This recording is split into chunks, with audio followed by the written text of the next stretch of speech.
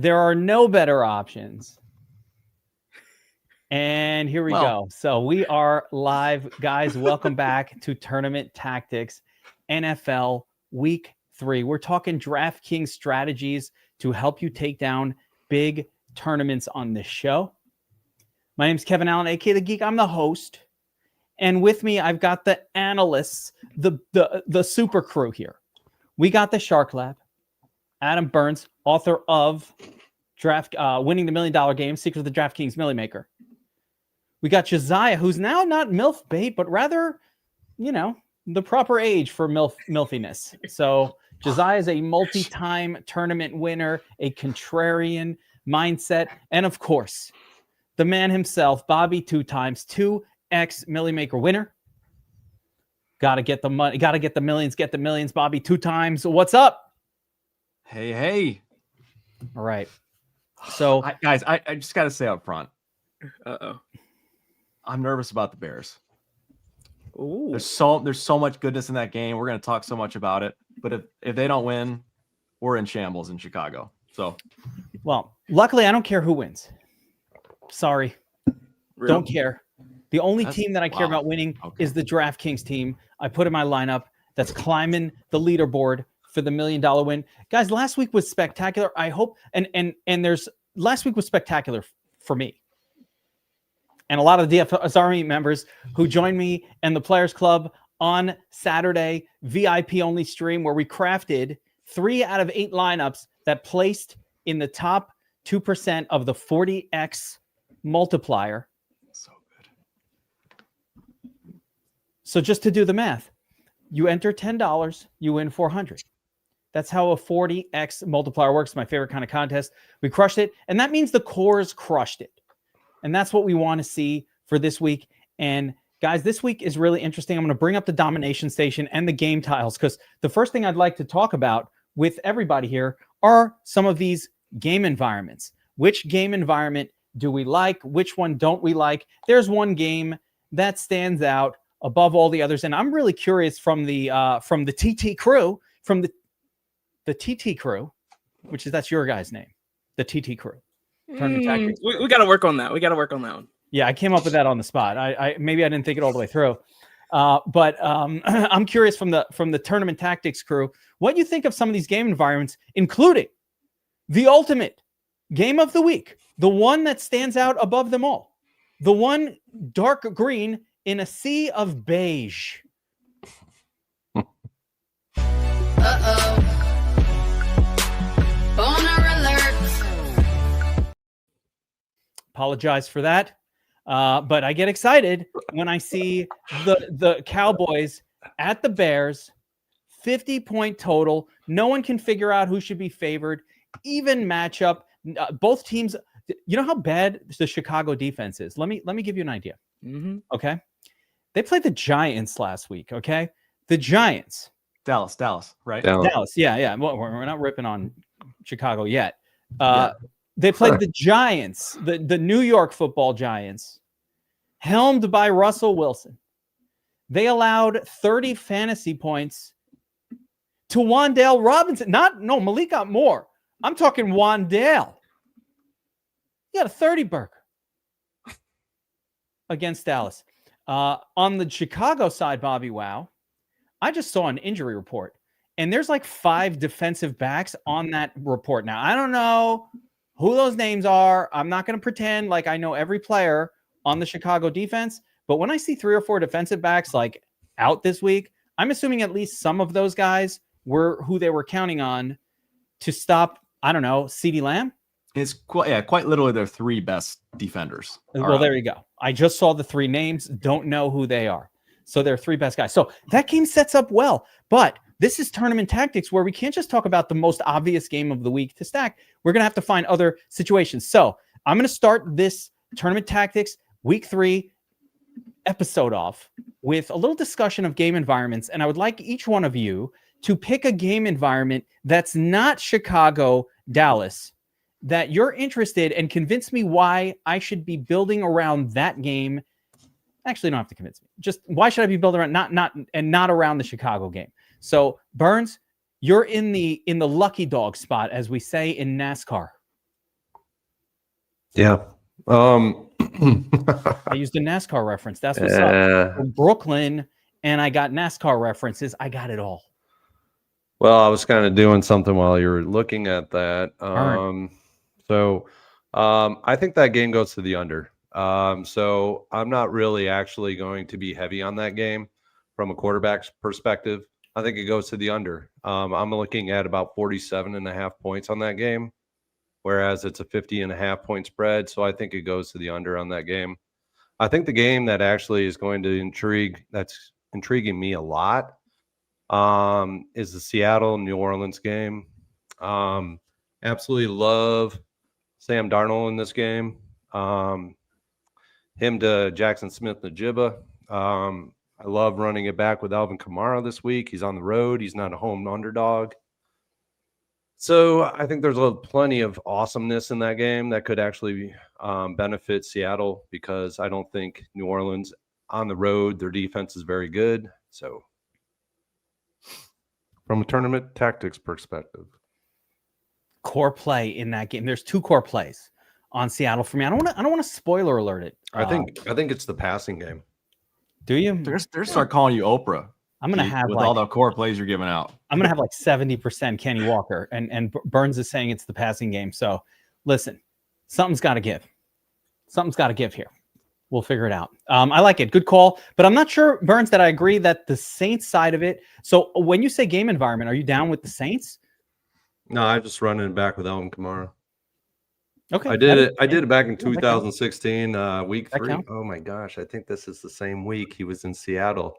Alvin Kamara, 2016. He was in Seattle that week. I placed 3rd in the Millie Maker with him. I had over 50% of him. And still remember. You can't ever forget. No, because I think it netted me 65,000 that day. So, I mean, talk about loyalty. I appreciate your loyalty to the player who got you there. I got a lot of, like, if you went back to my cheat sheets, everybody's like, "Who the hell is Troy Franklin?" He was on them. Yeah. See. Now, speaking of disloyalty, BobbyWow, who was taken to a $1 million championship with Daniel Jones, crapping all over Daniel Jones to start or is that you, Josiah? Wait, who was doing that? Was that BobbyWow? I was. I think Bobby might be with me though. I feel like he was chuckling with you. I'm 100% which with does you. not represent loyalty to Daniel Jones, who cashed $1 million for you. I have more loyalty to his $1 million for BobbyWow than BobbyWow does. What's going on here? Burns, good call in that game. And I like where you're going with it. I think it may not have been 16. It might have been 14. I get my years all mixed up, man. I'm like, it doesn't matter. It doesn't matter. But hitting the geriatric ward here later. You know what I mean? There we go. We all forget some names, some things. Yeah. Josiah, give me a game environment this week that you're excited to target. I already know what you're going to say, but I already know. I always know what. No, I'm not going to say what everyone expects me to until later. Right. I'll save that. Okay, save that. Honestly, I like a lot of these game environments that have really low totals. The one that's really standing out for me though is Drake May going up against the Steelers. Steelers have not been a good defense so far this season, and Drake May at home, he has some rushing upside, but pass catchers have been there for him as well. So that's really the game, or at least the team I'm looking to target at pretty low ownership to kick things off. Yeah, I don't know who to stack Drake May with. So there's that. It's +1. You can do Hunter Henry, some Booty in there. There's a few options. Booty. Booty. BobbyWow. Give me a game environment. And by the way, none of these games, no one's super excited. Like, are you excited to play some Steelers on the bringbacks there? No. No, I'm not doing that. That's not a game environment. That's team. But yes, it's tough to get the full game stack on this slate outside of that one game. But how about you, BobbyWow? Yeah, I'm gonna give you a team, and then I'm gonna give you a game environment with both teams. Okay, so first off, the Tampa Bay Bucks are a team that I'm gonna be relatively overweight on across the board. The Jets have been really bad, and oddly enough, I think they play a more competitive game with Tyrod Taylor at quarterback, which I think benefits Baker and the pass catchers. So I'll have a healthy amount of the Bucks, but the game I like, and Josiah, maybe this is where you're going later. I like the Falcons and Panthers game, probably more than anyone else. I think everyone's down on the Falcons. they were coasting last week against JJ McCarthy and the Vikings, who couldn't move the football. And I think the Panthers showed signs of life. Bryce looked great in the second half last week. If they can even, keep this relatively close, I think we see a good offensive performance from the Falcons offense, and Penix will be at the center of that. So that's the game I'm targeting. Yeah, that is the second or maybe third best game environment with me too, Bobby. I'm with you. 43.5 point total. Panthers need to do something. Falcons defense, not that great. They're at the Panthers. I like that call, and I don't mind both sides of it. Yep. Talk about a two-sided game. When I say game environment, I generally mean like somewhere where I want to kind of build around a game. Yeah. And for me, I love the Colts. I told you already, but like offense, I don't really like anything on Tennessee. So that wouldn't be a game environment that I would target. I think one spot that really no one's talking about, but I have interest in it, is the Cardinals at the 49ers. I specifically like the 49ers side of that game. The 49er equation has not changed. They remain a team that is down at least a couple of weapons from what they're used to having, right? George Kittle's out again. Mac Jones looks like he's going to be the quarterback again. Not that I'm super excited to play Mac Jones, but I like the game environment. I want to get a piece of Juwan Jennings. I like Christian McCaffrey in this spot. I don't even hate bringing it back with the tight end, Trey McBride or something from the Cardinals. So super under the radar. No one's going to be on any of these guys in that game. So that one's an interesting little sneaky spot as far as a game that could pop. I'm kind of surprised no one said Broncos Chargers. I wanted to ask about that. I agree with you on the Cards 49ers, but that Broncos game scares me, man. There's a lot of love for Herbert, and I know the Broncos defense let people down last week, but that's a really good defense still. Are you guys liking that game? Not as much as a lot of other people. I don't know how many people are liking it. It looks very, very low owned. So listen, anytime you can get low ownership on some of these names, I'm cool with it. Bo Nix at 3%. Okay. Fine by me, right? I'll do that. So that environment does look like, it feels like both teams play good defense. And so I think that's why the game's not popping, but both offenses are also explosive enough. And these are prideful teams that want to kind of go at it. So I don't have any problem. I don't have any problem with, I have both Herbert and Bo Nix are on my sheet this week. I actually deleted Baker Mayfield though, BobbyWow. After Why? writing him That's up. shocking. The reason being, when Igbuka, who's now questionable, I'm worried that he's not going to play. And if Igbuka doesn't play, then I think there's a problem of lack of weapons without Igbuka, because I do think that Sauce Gardner will shut down Mike Evans. So without another, I know you're saying that he's the number 2 graded corner on the season, according to PFF. He's number 2 in the league this year so far. He's a good cornerback, and I know Mike Evans better than anyone. You know why I know him better than anyone? I drafted him as a rookie in my first ever Dynasty League. Okay, before anybody had ever heard of Dynasty, back in 2012 or 13, I got into it. I drafted him. So I've lived with his entire career in a very important league, $400 entry, which I've won 4 times in the last 12 years, by the way. Just saying. What's up, Fred Lane Memorial League, right? So Mike Evans gets shut down when a good corner is on him. Y'all haven't played anyone yet, though, Kevin, this season. This is the first real wideout Sauce has seen so far this season. So that's fair. I just think if Igbuka is out, I think it's going to be I'm not saying the Bucks are going to lose. I'm saying it's going to be a Bucky Irving season, and I don't think that Baker is going to have enough people to throw to. But I could be wrong, and it could be like a weird K. Dotton game or one of those. A lot of different ways it can go. But I want Igbuka in the game before. So I need to know that Igbuka is playing. That was my thought on it. And that's why I pulled him. I get that. Sure. You never know. All right, let's go through it. Let's take a look at the ownerships of the quarterback group for this week. And I think we're going to see, there we go. So at the very top, we've got Caleb Williams, very, very obvious, at home in the highest total on the slate, gets it done with the legs. I love Caleb too. I don't love playing the highest owned quarterback, but I do love Caleb. I think, do you guys have any aversion to playing Caleb in tournaments? Burns, is there something about a 13 or 14% owned sort of low priced quarterback that makes you not want to play him? Is there any data that says no? Yeah, there's a lot of data that says no. He's Yeah. home. He's underdog. X amount. You're going to eat that.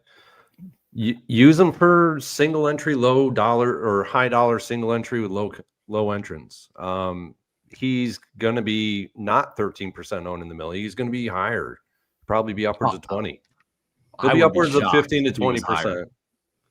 Yeah, he's in the game of the week. He's in the fives for salary. He's going to be high owned. That's true. On I always forget. On DraftKings, I'm he will focused be on FanDuel, which is where he's kind of like not cheap. Caleb, So it's a little bit different over there. Yeah. Yeah. okay. Where's Caleb? Where's Caleb priced on FanDuel relative to Is he in the 8s? No, he's like mid-tier price range. I think he's like 7,100 or so. So between Hurts and then you're like lower, like Mariota, and hang on, right in the middle. Pulling up FanDuel. Him and Dak are right in the middle. Caleb 7,100. Dak 73. So really similar to Herbert and those guys. And anybody? I don't know. Caleb's price pretty low. I don't know, BobbyWow. Outside of I mean, Caleb's the low. He's kind of the lowest priced brand name quarterback. No. Yeah, I just don't think you're getting the discount that you are on DraftKings relative to the kind of some of the others. Like you pay another $100 here for some of those names, $100, $200 here versus DraftKings, where there's a pretty sizable difference. Yeah, you'd pay like 1,000 more for maybe Baker. Yeah, Baker's a full 1,000 more on DraftKings than FanDuel. The week started and Chicago was favored when the week started on Monday, and the lines have since switched. So Dallas is now favored. Back and forth. It's like a 1-point game, I think. Yeah. So I don't know. Baker was in a great spot last week. Game of the week again. You know, he faltered in a way. So I don't know. I'm still out on him. I did play him in single entries last week. I played him a little bit in tournaments. He's home. He's an underdog. If he would be the one underdog that would be in the best situation to actually play in lineups, I could see why people would want to play him, but his ownership was a heck of a lot less last week in the game of the week. Yeah. It was half of what it was now to start the week from a projection ownership standpoint. But he's double that now. If you're running 20 lineups out and in the play action on DraftKings and you say, I don't want anything to do with that, then I would fully support that 100%. Yeah. I think the other side of the ball is a better play. I get it. I can't. It can't be me. That's all I'm gonna say. It's not gonna be me. When you look at the worst defenses right now, it's Miami, and then Dallas, and then Chicago. When it comes to passing defenses, there are definitely worlds where maybe these quarterbacks are really just that bad that they're gonna fail against these bad defenses. I don't see that happening this week, so I'll be over on both. But I do still like Williams in tournaments because you can get a little weird with the tight ends because they're super low owned, and that's just how I'm going to get different with those lines. I'm all over Caleb. I don't care. You know, I'm playing a ton of Caleb this week, and I'm playing a ton of Dak. Like, I'm not skipping this game. I will build around that game. Every single lineup that's built around that game is going to have pieces from both sides. That's a full game stack situation. So the way I'm going to be unique about it is just that. And I've seen this in the past. There was a Seattle-Detroit game that went crazy. There was a Detroit Vikings game that went crazy last year. It looked chalky. It was really hard to win if you just played it straight. But when you built a heavy game stack, you actually were able to get unique enough to sort of separate from the field in those. So that's how I'll treat that game. I'm definitely playing those guys. It's, you know, you got the 100 rating on the Dom station. You don't want to, I don't thumb my nose at the 100 rating. I agree 100%. And I think to Burns' point, like, it shocks me that he's that high owned.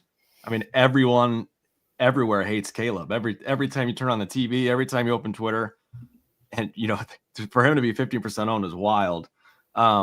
But also, you got to look at the props projection too here. He almost comes in at the top props projection on the whole slate. Like, this is not a great quarterback slate by any means either. So it's not like there's a ton of obvious options elsewhere. Sorted by prop projection on this slate, effectively the true projection, the correct number. Jalen barely ekes him out by 1/10 of a point or 2/10 of a point. So it's Jalen, Caleb, Herbert and Dak the same, Baker Mayfield, and then Danny Dimes. That's what's up. Drake May. They're living off of what they've been seeing. I feel it this week, guys. Reminder to everybody. Don't forget to reserve your pocket mini entries. If you are, if you listened last week to the show, we talked about a new contest type that's available on DraftKings called the Pocket Mini Max Championships. I don't. Apparently, there's it's a qualifier for a single Super Bowl showdown with each ticket worth around $1,000. And you might be thinking right now, Kev, what are you telling me about some stupid contest for $1,000 ticket?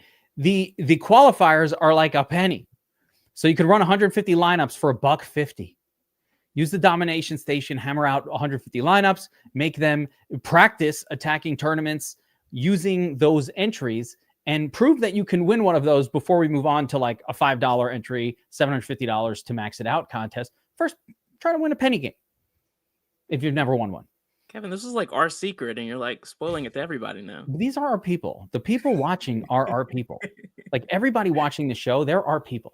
I want them to know. Plus, I have mine reserved, and I reserve my shit on like Wednesday. So ain't nobody, I got them all reserved. But I won 2 tickets last week, Josiah, and I need more. All that. I need more tickets. More. I'm all in. Guys, let's talk about these quarterbacks, though, that we haven't talked about yet. Let's do our usual pattern here. But this time, since we already kind of, we know who the chalk is. We don't have to say Caleb and Dak. We love them. I love them. I'm going to play a lot of them. I'm going to stack them. Roma Dunze with Caleb. Yes, please. CeeDee Lamb, George Pickens. I'll say all the names. Ferguson, sure. DJ Moore, interesting contrarian pivot off of Roma Dunze. Who'll be higher owned. Just the whole game. Understandable. So let's talk about other situations that we can use that are less owned to try to take down the big GPP this week. Burns, outside of the main, or actually I'll go to you, BobbyWow, to start here. Outside of the main game, who's the quarterback that you're most excited to stack around in big GPPs? Who's going to help you take down the FanDuel Sunday Million? I think for me, it comes back to Michael Penix as one of my favorite options. Again, I think I'm looking for a bounce back game here. He's a guy below Caleb's price range that I think could have a big game. And I like finding those quarterbacks that are relatively easy to stack. And by that, I mean, there's 1 or 2 main targets that you can hone in on. You don't have to sprinkle in, 5 or 6 guys. So I like that about Penix. I like that there's cheap bringbacks from the Carolina side. So I'll have plenty of him. In my kind of like, can I just tout the fact that BobbyWow kicking out one of the lowest owned quarterbacks, Penix, will be sub 2% owned, which is really good. That's what you want. That's how you win a tournament. Good stuff, BobbyWow. Continue. Well, we'll see if it's good, but even if it's not a winner, the idea is there. It's a good concept. Yeah. I think what I thought initially when I did my note, a couple of these notes like 2 or 3 days ago, I thought it would be a silly for the Millie play, but CJ Stroud is the other one I want to mention. Ugh. And just looking at the fact that his ownership isn't 1% and it's 3%, has me not liking it already as much. But man, I feel like if there's a quarterback, a silly quarterback that's going to do something this week, I think CJ Stroud could be it. And he is even easier to stack than Penix. I love that you pair him up with Nico. Call it a day. I love that Jacksonville, has the ability to move the football on offense as well. But I don't know. I'm a weird, like, you see something and I'm a feeler. Like I saw CJ Stroud, big time competitor. You saw the look in his eye last week really a full season now has sucked, but you saw that look where he's realizing if it's, if I don't pull this together, this could be like maybe my last week even as a starting quarterback. Just knowing the competitor that he is and the stud that he was in college, he's a winner. I'm going to throw a few more darts at CJ this week. CJ and Nico paired up. I love the call and I love the balls of it. And that's exactly how you win a Millie Maker. But I will say the last time that CJ Stroud scored 20 more fantasy points in a game, Donald Trump was president the first time. Okay. It's been a bit. I don't think that's far off, but that's not true. The first time. Spent a lot of time thinking that one up too. So Josiah, and then we're going to talk about rookie or backups. We're going to have a segment on the backups. Yeah, okay. Because we're talking about tournament low-own options. That's a whole other group. I have a segment called the backups, and we're going to talk about which of these backups we like. Yeah. But because that probably is going to be where the tournament winner comes from. But Josiah, how about you? Again, outside of the top two, so BobbyWow, Michael Penix, all good. Yeah, I love the Penix call. Yeah. Y'all already know we attack this Panthers team all day, every day. And just because Arizona sucks, that does not mean we're not going to go back to it. So I'm with you on Penix, Bobby. I'm going to be way over the field on that low ownership. I like Baker Mayfield. I touched on that a little bit, or I think maybe you did too, Bobby. I'm going to attack that. Then I touched on Drake May. Those are my top three low-owned quarterbacks that I'm going to be focusing on in this range that I feel like not a lot of people are going to be looking at. Talked about the Steelers defense being trash. We talked about the Jets defense being trash. Panthers defense is also trash. And all three of these guys are relatively low owned. Loves it. Burns, who's your guy? Yeah, I mean, I can't go against each and every one of those. I mean, I'll be heavy on Penix. I'll be heavy on Baker. But the one guy, I mean, I'll be on Daniel Jones as well.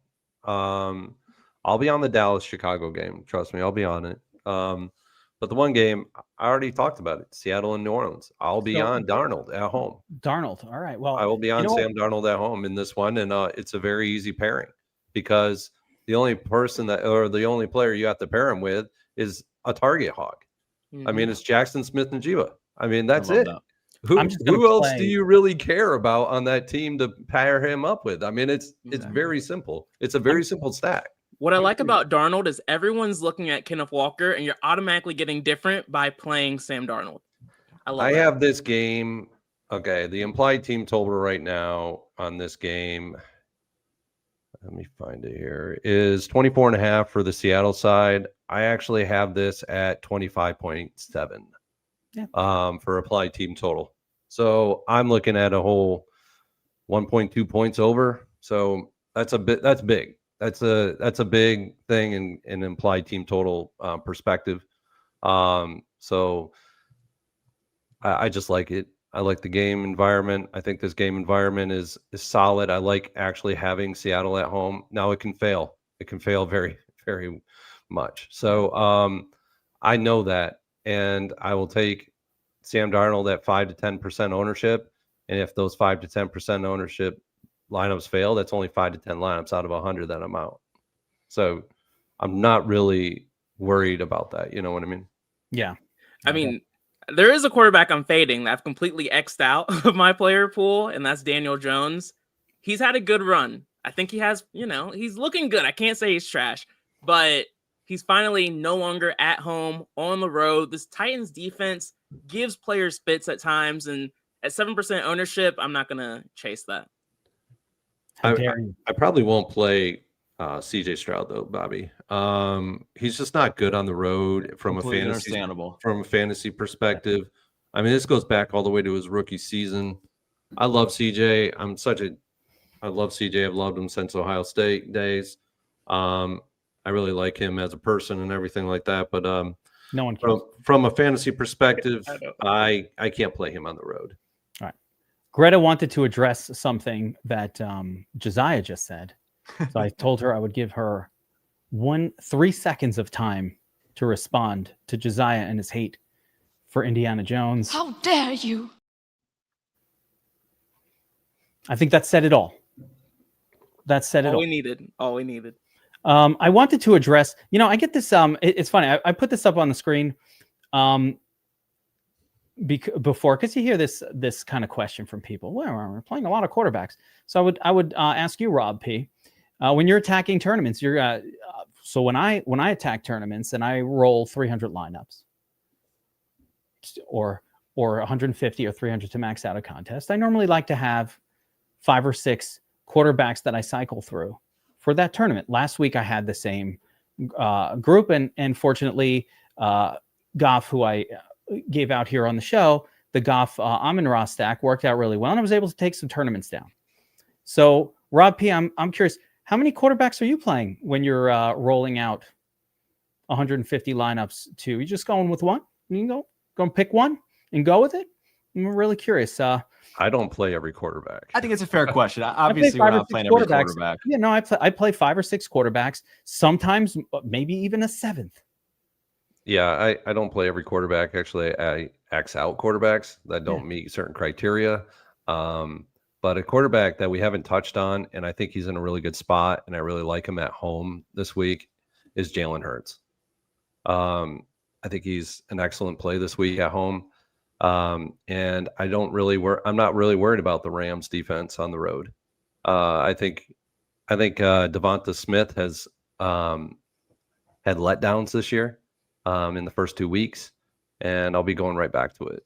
I think he's fine. He'll be fine this week. They are not throwing it that well in. But I don't even mind Jalen Hurts naked either. Yeah.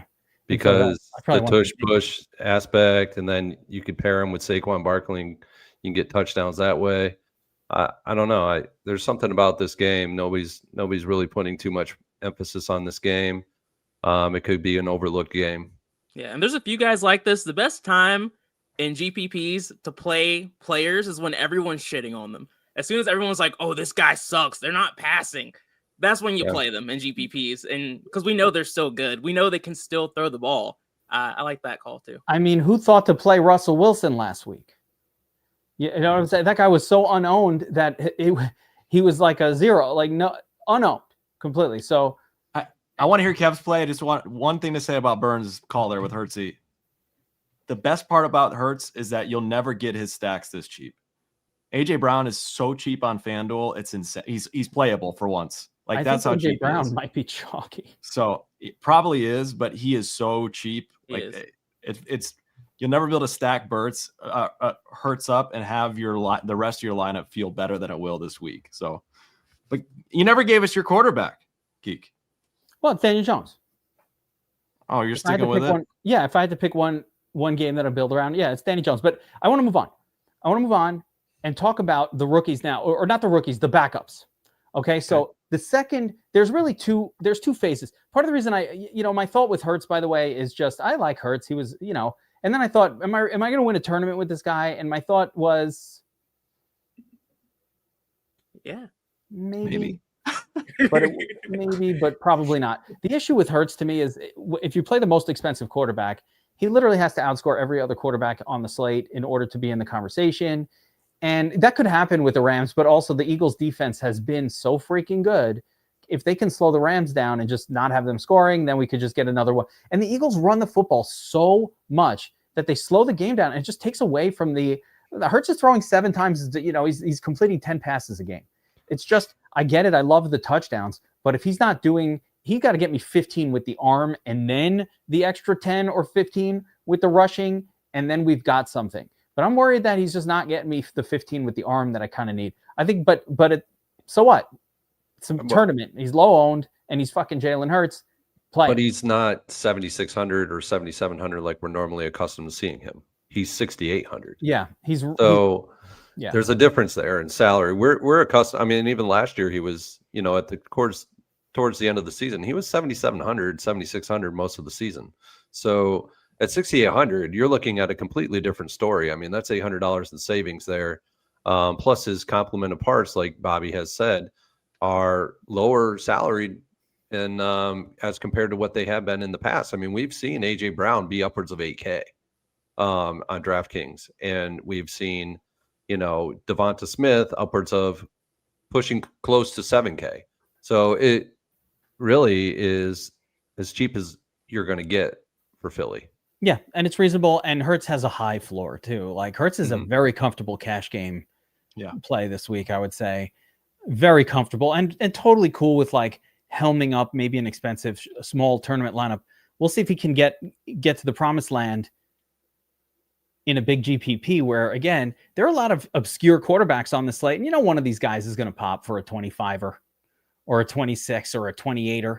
And a 28er from a 4K guy is going to be better for our team than a 38 from a 7K guy. That's why it's really tough for Hertz to get there when there's like 5 quarterbacks under 5,000 on the slate. Let's talk about the sub 5K. And by the way, and I'll throw Bryce Young in there too. Josiah, why not? He might as well be like a backup replacement guy. It's like the same shit. Nope. Falcons, their cornerback is out, who picks off Bryce Young pretty much every single time. But yeah, no. Who's Same that, thing. Josiah? Terrell, AJ. 1%. Oh, he's out this week? Yeah. Oh, okay. Yeah, maybe Tet is actually a better play this week. Oh, we could play some Tet. But hold up. All right, let's talk about the youngsters or the backups. So I'm going to throw the names out there. And then there's so many of them, it's hard to actually keep track. So let's get into these names. I'm not the Rattlesnake. I'm not counting. He's a starter. But we got Tyrod Taylor, who has produced quality outcomes before. Gets it done with the legs. People forget about Tyrod. Gets it done with the legs. Easy to stack with Garrett Wilson. No problem. Definitely going to have that stack. I'm telling you guys right now, I will have that. Browning are another year older, though. Let's just make sure that's clear. I know he's old and he's not good. These are garbage stacks. I believe my friend Jordan from Roto Grinders used to call them vomit stacks. So they're vomit stacks, right? Copyright Jordan from Roto Grinders. Is he still there? I don't know. I haven't seen him in years. They've had an exodus over there. Yeah, I don't know. I haven't seen that dude in years no anywhere. there. So I don't know. Sorry, I thought we finished our vomit stack segment with Danny Dimes. No, that's not a vomit stack. That's a good. What's wrong with Danny Dimes? Just put up 27 against Denver. And you think Tennessee's better than Denver, the number 1 defense? No. Danny Dimes is the new. Hey, we have to get you going because he's core on your cheat sheet. No. Yeah. Oh, yeah. That's right. Because I'm taking chances, guys. If it hits, everybody's going to be like, yeah, everybody knew to play Dimes. It would be fucking great. Well, you think you're smart. But if it misses, it gives everybody a good reason to say, see, you said you like that guy, and it failed. I mean, people gave you a hard time last week for it, so you deserve it. I got a hipster slap in the face after the showdown breakdown with Ollie Gordon. That didn't work out as expected. All of us did, yeah. Yeah. My IPAs tasted extra bitter after Ollie Gordon did what he did on Thursday. So we got Tyrod Taylor, Jake Browning, who is priced as a normal priced quarterback, which is weird. Against a very good defense. Yeah. Against on the road. I don't like that one at all, and I don't like that price. Mac Jones, who is great. I like Mac. Fine by me. Then with some ownership, excuse me, Carson Wentz? Really? Okay. Carson Wentz against the Bengals, I guess. And then, of course, Marcus Mariota, who's not even really showing up here. But Marcus Mariota could be interesting, and he had some pretty good lines for the Commanders, I think it was, the last time Jaden Daniels was out. Mariota is far and away the best backup option. Yeah. Okay, so far and away. There it is. So we didn't really talk much about the Commanders in general, but with Mariota, are we looking at stacking? So BobbyWow, you love Mariota. He's your favorite of the group. Is that a consensus with everybody here? I like Wentz a good amount, pretty much almost just as much as Mariota, but I think Wentz actually did he have a good game last year? He did. There was somebody it was him. He did. Yeah. Yeah. And the Bengals defense is trash, so I'm always focusing on that. Yeah. Mm-hmm. Yeah. I like these guys. I'm fine with I'm kind of fine with I'm cool with some Wentz. I'm cool with of course, some Mariota. Yeah, I'll have Wentz. I'm just saying I think Mariota's leaps and bounds above anyone else. We've seen this time and time again. Anytime you get a quarterback with legitimate rushing upside at min price, they are in play automatically. And on top of it, Mariota is in a good offensive system with good weapons and up against a bad defense. The Raiders are not a good defense. Max Crosby's good. I have no faith outside of Max Crosby and anyone else on that team. So I just think he checks all those boxes for me. Mariota or Wentz, if you have to choose one. Mariota. Yeah, You're Mariota. Around the table, guys, everybody. Mariota. Mariota. Yeah. The props agree. Mariota's coming in at 17.2. Carson Wentz at 14.99. Very big difference there. And for the points per dollar value on this entire slate, the number one value by far is Marcus Mariota. And you know what helps the Mariota play, guys? And it's just kind of occurring to me now. First, there's two things. A, it's kind of easy to stack him because it's probably Debo. Punk. Maybe some Ertz. And you definitely don't have to. He's one of the few QBs I will completely roll out naked without any issues. Yeah. He's the lowest guy that, like him and Wentz, 4K. You don't have to stack these guys. Like you don't have to force it. Just allow. But it might be better to stack it. Yeah, I mean, you can. And I'm just trying to let people know that when they're this low in salary, you don't have to stack these types of guys, especially Mariota, who can run. Yeah. Wentz is going to be he's a pocket passer, so he's not going to really get on and go and run all the time. But Mariota can actually run. But Wentz is not a bad call either. I mean, no, Cincinnati has not been good from a defensive standpoint all this year. So do we love all the backups? Is there a backup we don't like? No. I don't love all the backups. No, absolutely not. Mac Jones is not good. He faced the Saints last week. That's it. And the Cardinals aren't much better. That's the thing. They just let Bryce Young look like he's the lead quarterback again. Mac Jones is fine. You know what Mac Jones does really well? Feed Christian McCaffrey. He feeds the beast. Yeah, but you don't have to play Mac Jones, though. Yeah, you don't have to play Mac Jones. You don't have to, but he's 5K, and quite honestly, who's paying up $1,000 more for him over Mariota or that's Wentz? Fair. That's just crazy. Yeah, that's fair. That's why he's Browning stinks. Browning, play the defense play the Vikings defense, smash them, please. Browning put up gaudy numbers, but those are misleading, and he turned the ball over like crazy. I saw crazy takes. People talking about how he's good and he's like oh my god, like he's mid at best. Browning wasn't even drafted. Let me be clear on Browning. He was not a prospect that got drafted. He was a UDFA. He was taken after Brock Purdy was taken. Brock Purdy was taken with the last pick in the draft. Browning was not drafted at all. So whatever's going on there, I'm not paying $5,500 for it. Let's be real. I'm not against the Vikings, not ever. I'm not paying $5,500 for the backup quarterback.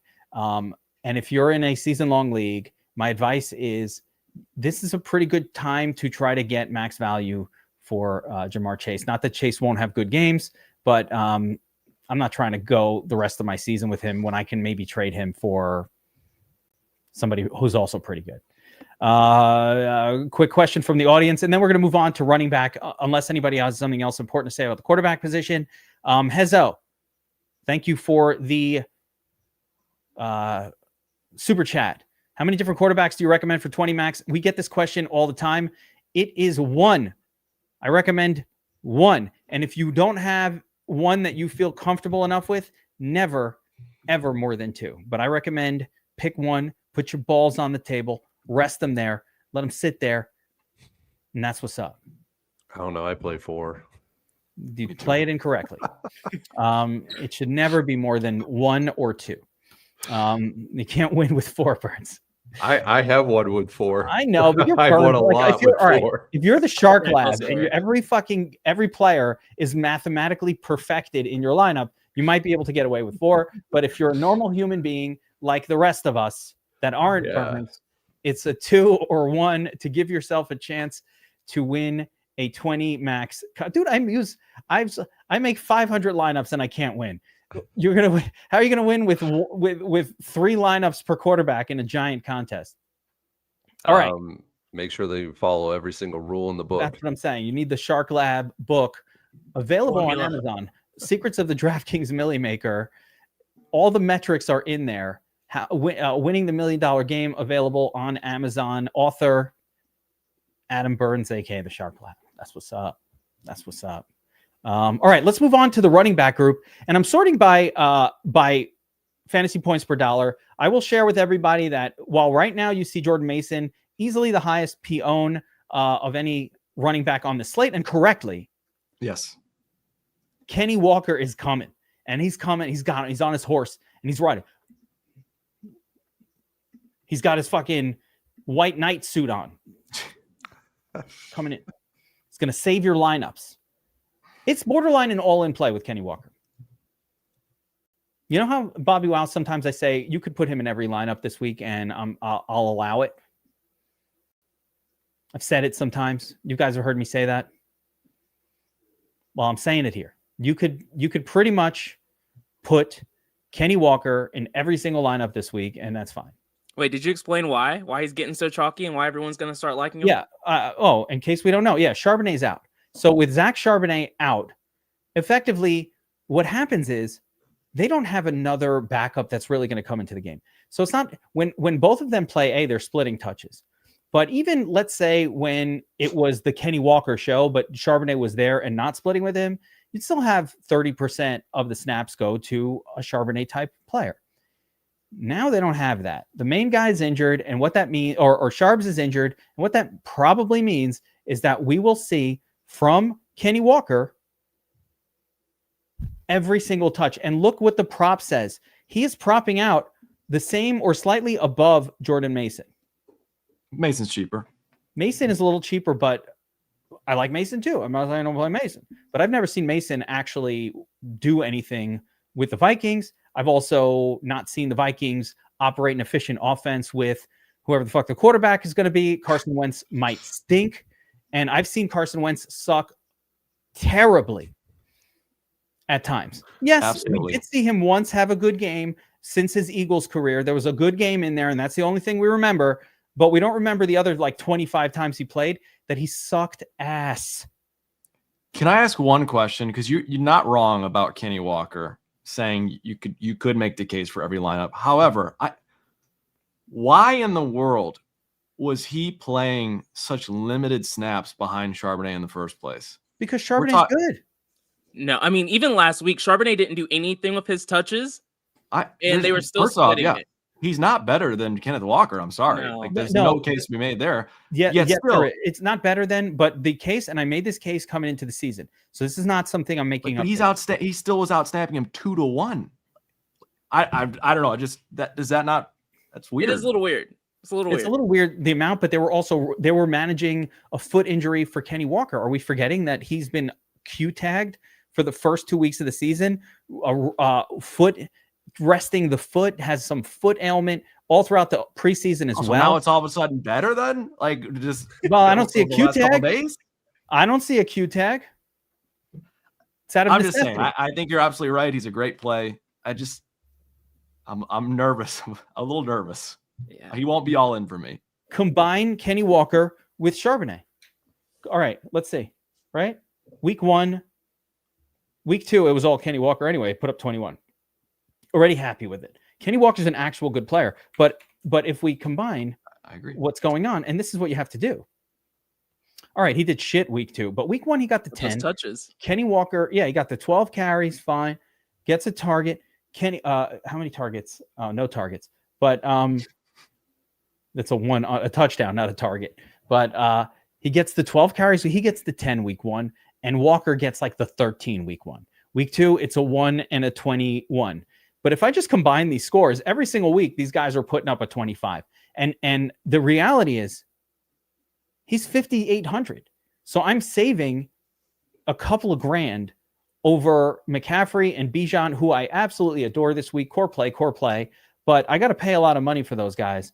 And this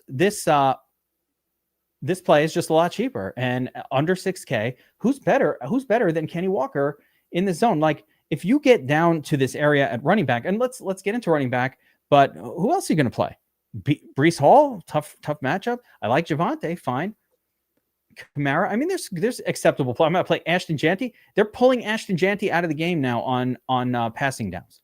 I don't think anyone would disagree that Kenny's a great play. He's a phenomenal play. There's a couple reasons for caution. That's one. The other one is, I think because of the value at running back, we are going to see people forcing in expensive wide receivers that are in bad spots. Justin Jefferson, for example. Are we sure he's going to put up a big score with Carson Wentz? Absolutely not. Jamar Chase with Browning.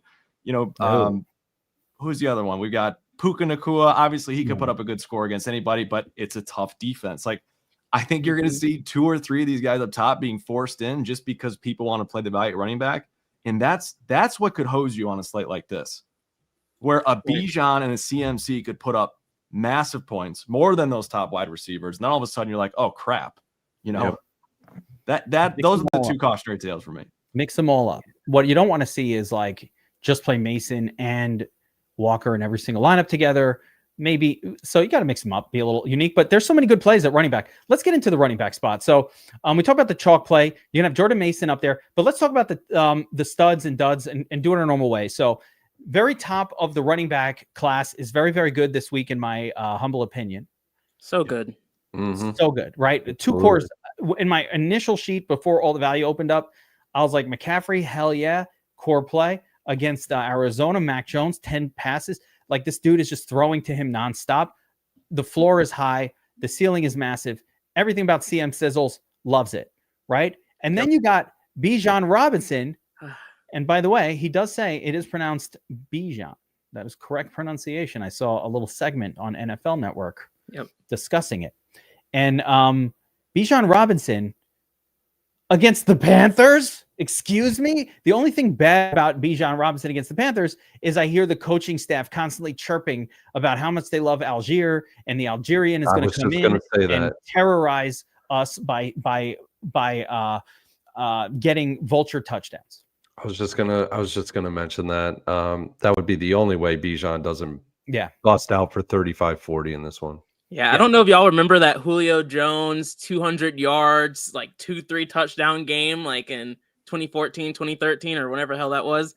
But this is kind of giving me those same kind of vibes where Atlanta's just about to tear us a new one here, unfortunately. you have nightmares about like just beatings taken from Atlanta. Yeah.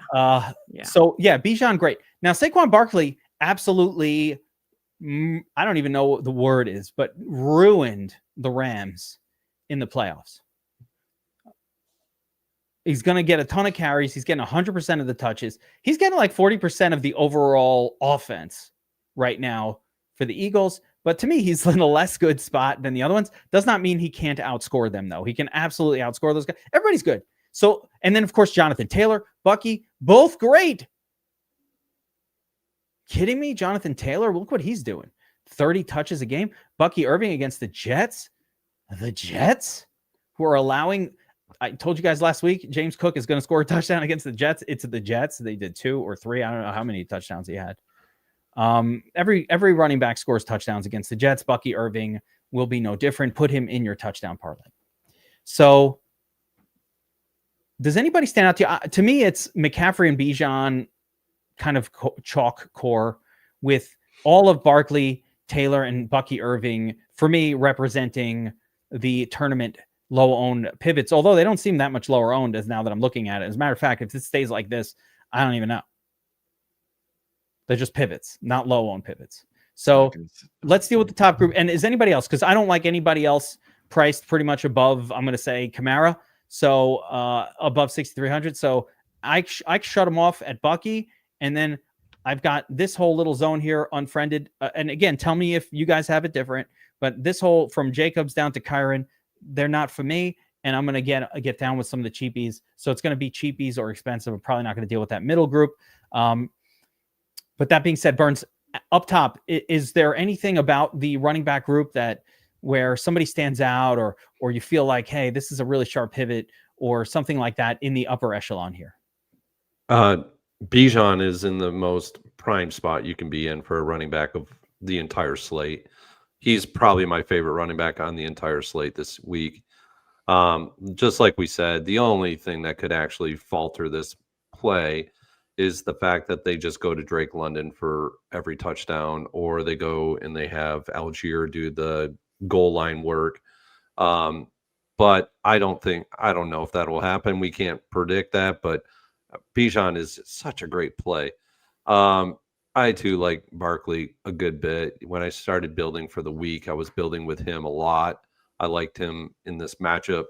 But all the top 5 guys in salary point are in incredible spots. Yeah. And so you can't go wrong with any single one of these guys.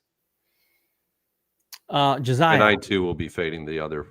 Yeah, and I want to hear that second part too. So are you in agreement with me that, the Jacobs all the way down to Kyron is skippable? Not to say that they're in such terrible spots. I mean, Chase Brown could do something, and Josh Jacobs get done and favored, but I just don't like any of them.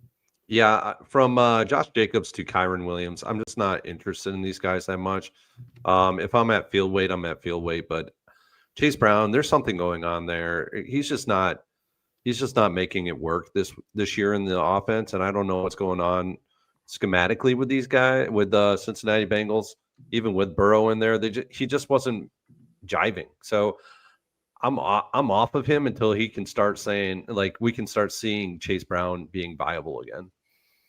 What a nightmare Chase Brown has been.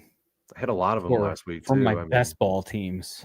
I think we got to let's be real here. Like, the Bengals stunk week 1. The whole team stunk.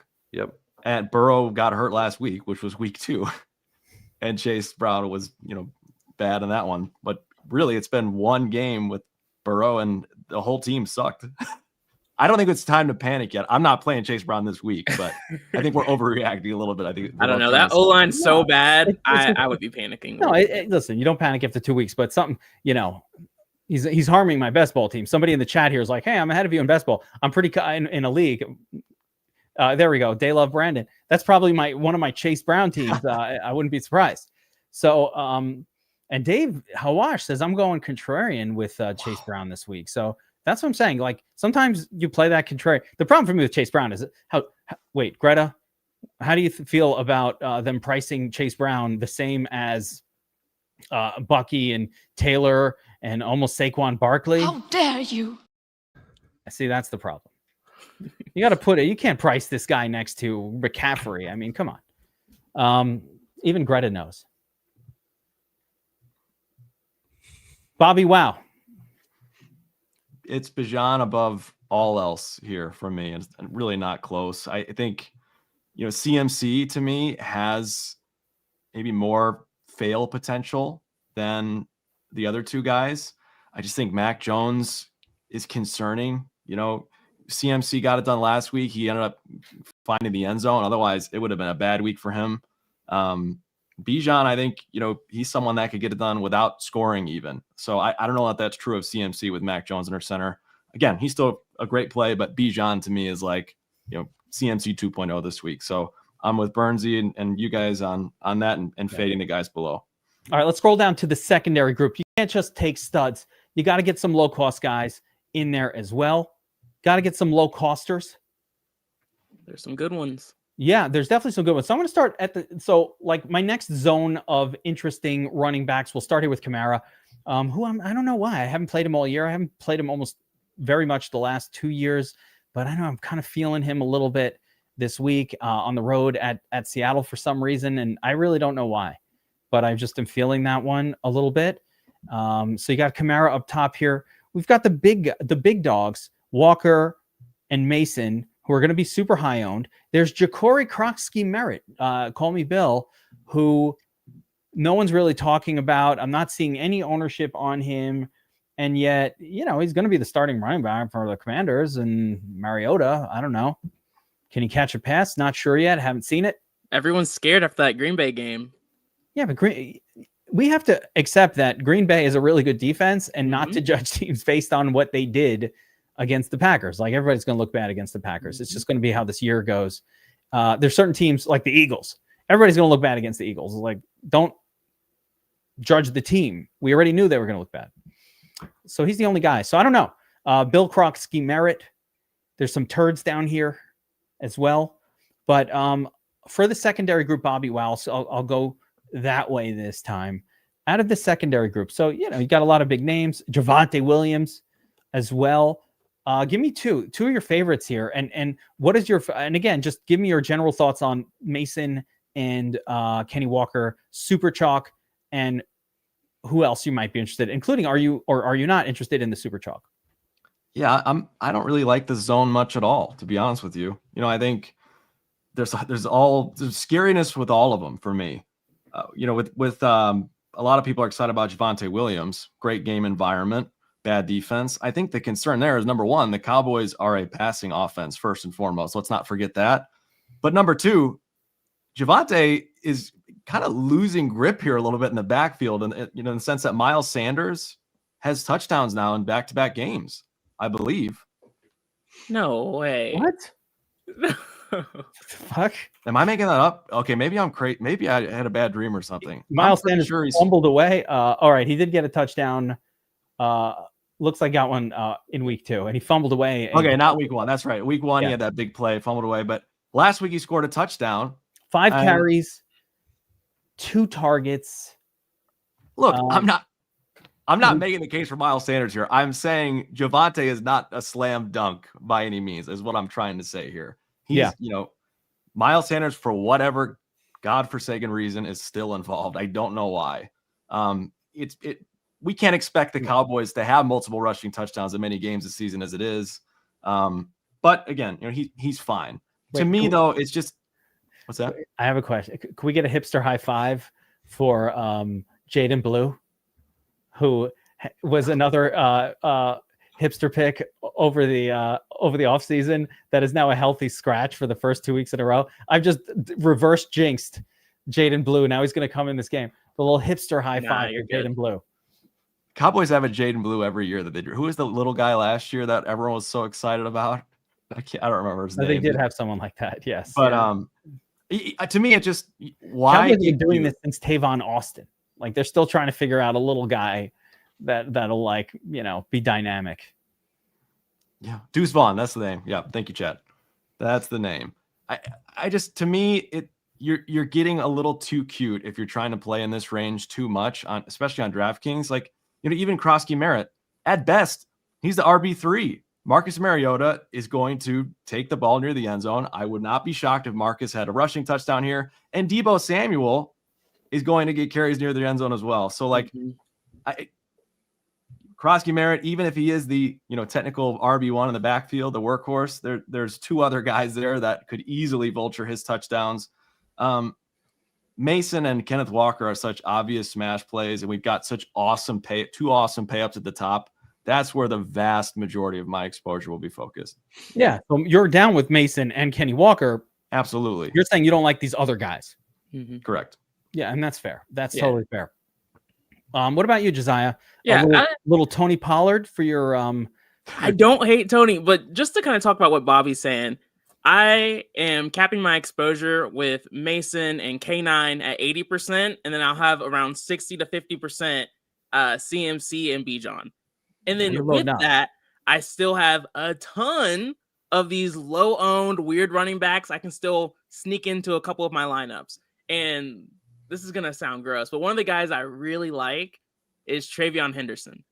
I know he's been trash, and he hasn't been on the field much, primarily because he hasn't been able to block very well.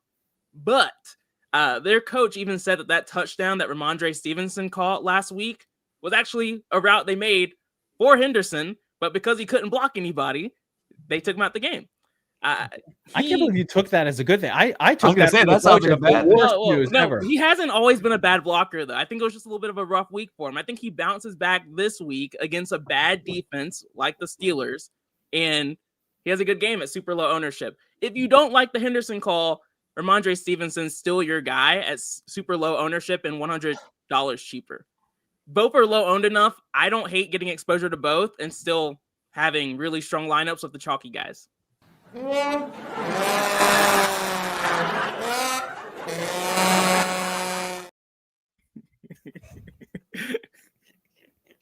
Go on, Kevin. Give me your thoughts. I think the video said it all on that duo. Hey, you hated Tua, who wasn't great, but he was better than Josh Allen last week. And it's fair. Everybody was better than Josh Allen last week. No, I'm out on those two. Complete out. No interest. I think Trevion Henderson's getting like 7 snaps at this point, and I know that Ramondre's not that good. I don't know where it's going with the football. I just hope Drake May runs in the touchdown, and I'll have some exposure to him instead. You see that? Yeah, see, Brady. This is the producer. I shouldn't have shown him that one. It's going to be pulled. Burns, how about you? You got a Debbie Downer man for me to use one of my little videos for? No, I'm going to be pretty vanilla. The only in this range probably is Kamara. I have had some thoughts back and forth about Breece Hall this week, but me too. He's the one guy. Yeah, he's a guy. I mean, Tampa Bay has been scary defense on the defensive front. But I don't know. There's something about him with this week. But that doesn't mean I go way over the field on this one. This is like maybe a couple lineups, if that. Yeah. So it's nothing overboard here. But yeah, the guy in this range outside of the two that are going to be chalk with Kenneth Walker and Mason, for me, it'll be Alvin Kamara on the road. I finally get him on the road where he's, not at home as an underdog. I think they have to start leaning on him. And he's just the guy that I believe can actually help them keep this game close. So I'm with you on Kamara. I don't know why. I'm down with Kamara though. Getting so many targets. The rattlesnake, less bad than I gave him credit for being at the beginning of the season. I thought he was going to be way worse than what he is. Mea culpa. The worst thing you can do, just a real quick fantasy reference here. The worst thing you could do in fantasy and in what we're doing here is like not believe your eyes. Let's not be stubborn. All right, I said rattlesnake was terrible. They're not going to score any touchdowns. Yeah, I'm not taking it full back. They still aren't scoring any touchdowns, but the amount of work that Kamara is now getting on a week-to-week basis, 27 touches last week, I just see the game kind of going the same. I don't think he's going to generally do something where it's like, oh my gosh, if we didn't have him, I'm not going to win this week. But we've seen it from Kamara before. We've seen him pop for a 2 or 3 touchdown game. He usually does it once a year, probably not with the Rattler in there. But yeah, I don't mind it. I don't mind the Kamara play. Down here, it's very clear for me. It's Javonte, Kamara, and then load up on the 2 chalk pieces. And I don't want anybody else. I don't really see doing too much with any of these other guys. I did have a gummy thought the other night. Tattoo's 4,000 milligrammer arrived, and I was having hallucinations from it. And somehow Tyler Algier popped into my head as like, imagine the Panthers are so bad that Bijan smashes and also Tyler Algier smashes. And I'm like, yeah, I think I can envision that. And I was having a vision of it. And then I woke up and it was gone. We hit on it last year. Yes, he did. So I don't know if you should even listen to what I just said, because again, the state of mind that idea was conceived in is not a normal thing. And so I'm not really sure if it carries over to normal life, but yeah, I think like I'm not playing it. I also got a weird question. And BobbyWow, this one's for you. With D-Swizz rocking a Q tag and some sort of situation going on, is there a version of the world that plays out where like Monaghy or whatever the hell that dude is comes in the game, or Roshan Johnson or something like that?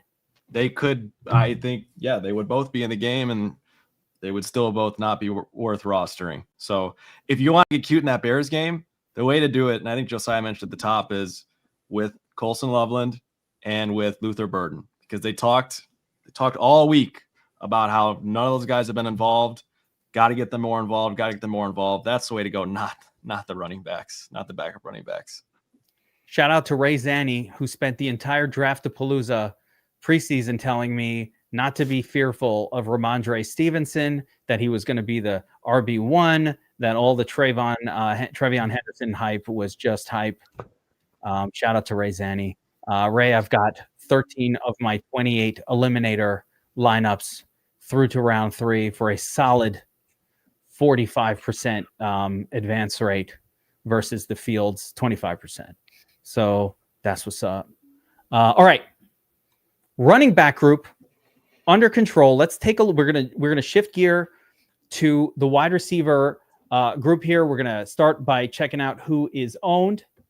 And guys, if you're enjoying this breakdown, again, reminder that if you're a DFS Army subscriber, if you're ready to subscribe, a lot of guys don't realize we have a Discord. It's important that you're in the Discord, that you're connected and part of our community. Within the Discord, we post Players Club, which is our lineup building, let's call it class session. Build them together. Everybody hangs out. Those happen every Saturday at noon. Those are only for DFS Army subscribers. So if you're not subscribed to DFS Army, you want to have access to, if you're going to play the Pocket Championship, you need an optimizer. And to learn how to use it, that's what we do, to attack 150, whatever it is. All of your DFS needs in one place. Check out DFS Army. You could use my personal code. It's supposed to be only for family and friends, but I'm going to share it with everybody. Even these guys don't know it. You use promo code GEEK. And this, again, is my family and friends code, and it knocks an extra 10% off whatever subscription you're interested in. It's the same code my brother-in-law used, my stepsister, my uncle, all of them. It's the family code. No one's getting a free pass. No. No. Okay. Where were we? Wide receivers for NFL week 3. Let's just take a look at who the chalk is going to be. Wait, before I sort by wide receiver, now I'm going to hide this. Before I sort it by ownership, Burns, who's the highest owned wide receiver this week? Do not look. Do not cheat. Don't cheat. I see you looking at your screen. I know what you're doing. I think it'll actually be CeeDee Lamb. Okay. CeeDee Lamb. You mean in a certain salary range, or no, everybody? The highest owned. Just guess. Who's the chalk wide receiver? I don't know the answer. That's why I didn't do it on my screen. Okay. I scrolled it away. So you're saying CeeDee Lamb. That's a pay up option. Well, usually no, that doesn't always come in the highest. Never mind. Not That would have been my guess too, Burnsy, for what it's worth. You're a same guy, BobbyWow. You're saying CeeDee Lamb. I would say like Rome. And Josiah says Rome. I don't know. I'm going to go Keenan Allen. Let's see. I was thinking the range, but okay. Let's see. Give it the old sort of Rooney. Puka. Really? Okay. All right. So they're all really close. I'm not even going to take a loser here, because what we're seeing is there's not some 30% owned wide receiver. You got JSN, who, yeah, I love JSN. And then Rome, Keenan Allen's in there. CeeDee Lamb's right there. And then what? Excuse me? Low-priced A.J. Brown on the bargain shelf made it to the ownership projections. And some fadeable spots here. Evans and Justin Jefferson. I am seeing some things that stand. I have another weird feeling, guys. And I feel like it might be Nico Collins week. Yeah, that's where I'm going. Mm-hmm. If you go by his ownership's going to climb up once we get Kenneth Walker updated in here. Why do you think that? Because you have double pay down availability, and that's going to increase people's ability to spend up. I do, yeah. You don't think they're going to want Justin Jefferson or Chase? Because there's doubt about the backups and they're so much more expensive. I think Nico will probably be the guy that is most gravitated. You already seen it on FanDuel. He's starting to climb a little bit. I thought it'd be Lamb. I think they're already high Lamb. owned. Yeah. I think Lamb, when it comes, like Bobby's saying, when it comes down to lock, he's going to be owned. Nico's almost a full $1,000 cheaper. Like there's a sizable difference there. I thought Nico was damn. The projection is so much better for CD. Not to say that means that much, but I mean, we're at almost 19 versus, almost 16. So I think everyone's starting with CD though already. Yeah. Like they already have him in the lineup. He's already in there. Exactly. Yeah. All right. I can see that. So we're going to see a lot of these ownerships will definitely change as as the information that Charbonnet is going to be out is going through, that's when these things will adjust. Right now, he's showing as doubtful, but the ownerships don't, the computer program that makes this calculation doesn't know that. He just hasn't been ruled out yet. So yeah. All right, so let's stay on the topic here. Top points for dollar value on the slate, guys. This is always really important to take a look at. Juwan Jennings doesn't have a prop, so you have to ignore that one for now. But yeah, Rome, JSN, Myers. That's the second time. Keenan Allen, Chris Olave popping up on one of the best values. Drake London, Tet McMillan in there. So hey, don't skip over Wicks right there. That's a good one. I don't know. Oh my God. Lord have mercy. His projection is really good for his price. He's I mean, Reed is out. He saw a ton of targets last week. This Browns defense isn't that scary. I like taking like one-off shots with these Green Bay receivers more than stacking them with Love. He's so cheap, you can make the case, but even a lot of targets feels like an exaggeration here because he's not playing a lot of snaps. That's the other thing. It's not like he's on the field for 80% of the snaps. They're rotating 12 different wide receivers in the dang game. Hey, that's why I'm taking shots. I'll have a little bit of Golden too. Golden and Wicks. See, I like Dobbs. I like Dobbs better than Dobbs both of those two. He's safer for sure. Yeah, they're all gross. They all stink. Kraft is the best wide receiver of all of them. Yeah. Well, he's questionable. That's what He makes might him not better. If he doesn't play, I could make more of a case for sure. But yeah, man, that wide receiver room is Isn't Dobbs and Kraft at the same price point? Because Kraft is what, 4,700?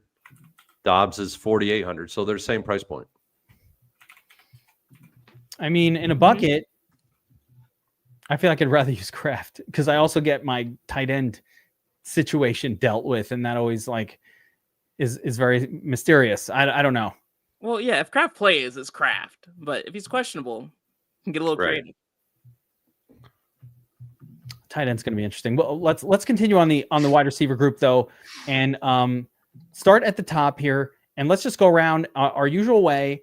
And I'm going to give everybody one choice from the elite tier. And I'm talking elite tier. Let's go from this sort of top group here of Chase, Lamb, Puka, Jefferson, Nico, Ladd. I'll throw Mike Evans in there as well. We'll go 66 up to 8,100. So the more expensive guys. I'm going to give you one. If you're forced to play just one, Puka, highest owned, CeeDee Lamb, best matchup, Jamar Chase, best talent. Is anyone not saying CD and Nico here? What's that? Is anyone not saying CD? Yeah, actually, I'll go around. Does anybody have it? Yeah. Good point. I mean, I think Puka is a reasonable one too. Yeah, Lamb, and Collins. Yeah, I'm right there with Bobby. I'm on Nico and CeeDee Lamb. Let me put it this way. I'm not going to have any exposure probably or very minimal to Jamar Chase and Justin Jefferson. I won't have much of them. I like the other guys. AJ and Wentz stacks for me only, and probably no Jamar. Yeah. Another name I won't have much of is Ladd McConkey. Yep. Yeah. I'm not really seeing where I think the addition of Keenan Allen has effectively reduced his volume enough to where he's probably not worth the price that they're pricing him at here on DraftKings. Because he's a slot receiver. Yeah. Ladd is a slot receiver. And when Ladd produced all those fantasy points last year, he was in the slot. And Keenan Allen is the slot guy. So he's not going to produce the fantasy relevance that we saw last year because he's a slot operator. He's not an outside guy. Yeah. So, well, he's not paying off the price. Exactly. And he's way too high way too salaried right now. Yeah. It's crazy. He's on reputation here. If there was no Keenan Allen, I would be very happy to pay 6,800 for him. But with Keenan Allen there, he's more of a 7 or 8 target guy with the other guys who are also 7 or 8 target guy. They're all getting the same. And it's not just Keenan Allen. The breakout of Quentin Johnston continues. And Quentin Johnston apparently is less terrible. And, it's taken him a couple years. Okay, fine, to get himself sorted for the NFL. But now Quentin Johnston looks the part, not of the, first round draft capital, but he looks the part of an NFL wide receiver. And when he's out there, he looks like an athletic freak. You have to give it to him. I get why they took him in round 1. Like at least through 2 weeks, he does. Yeah.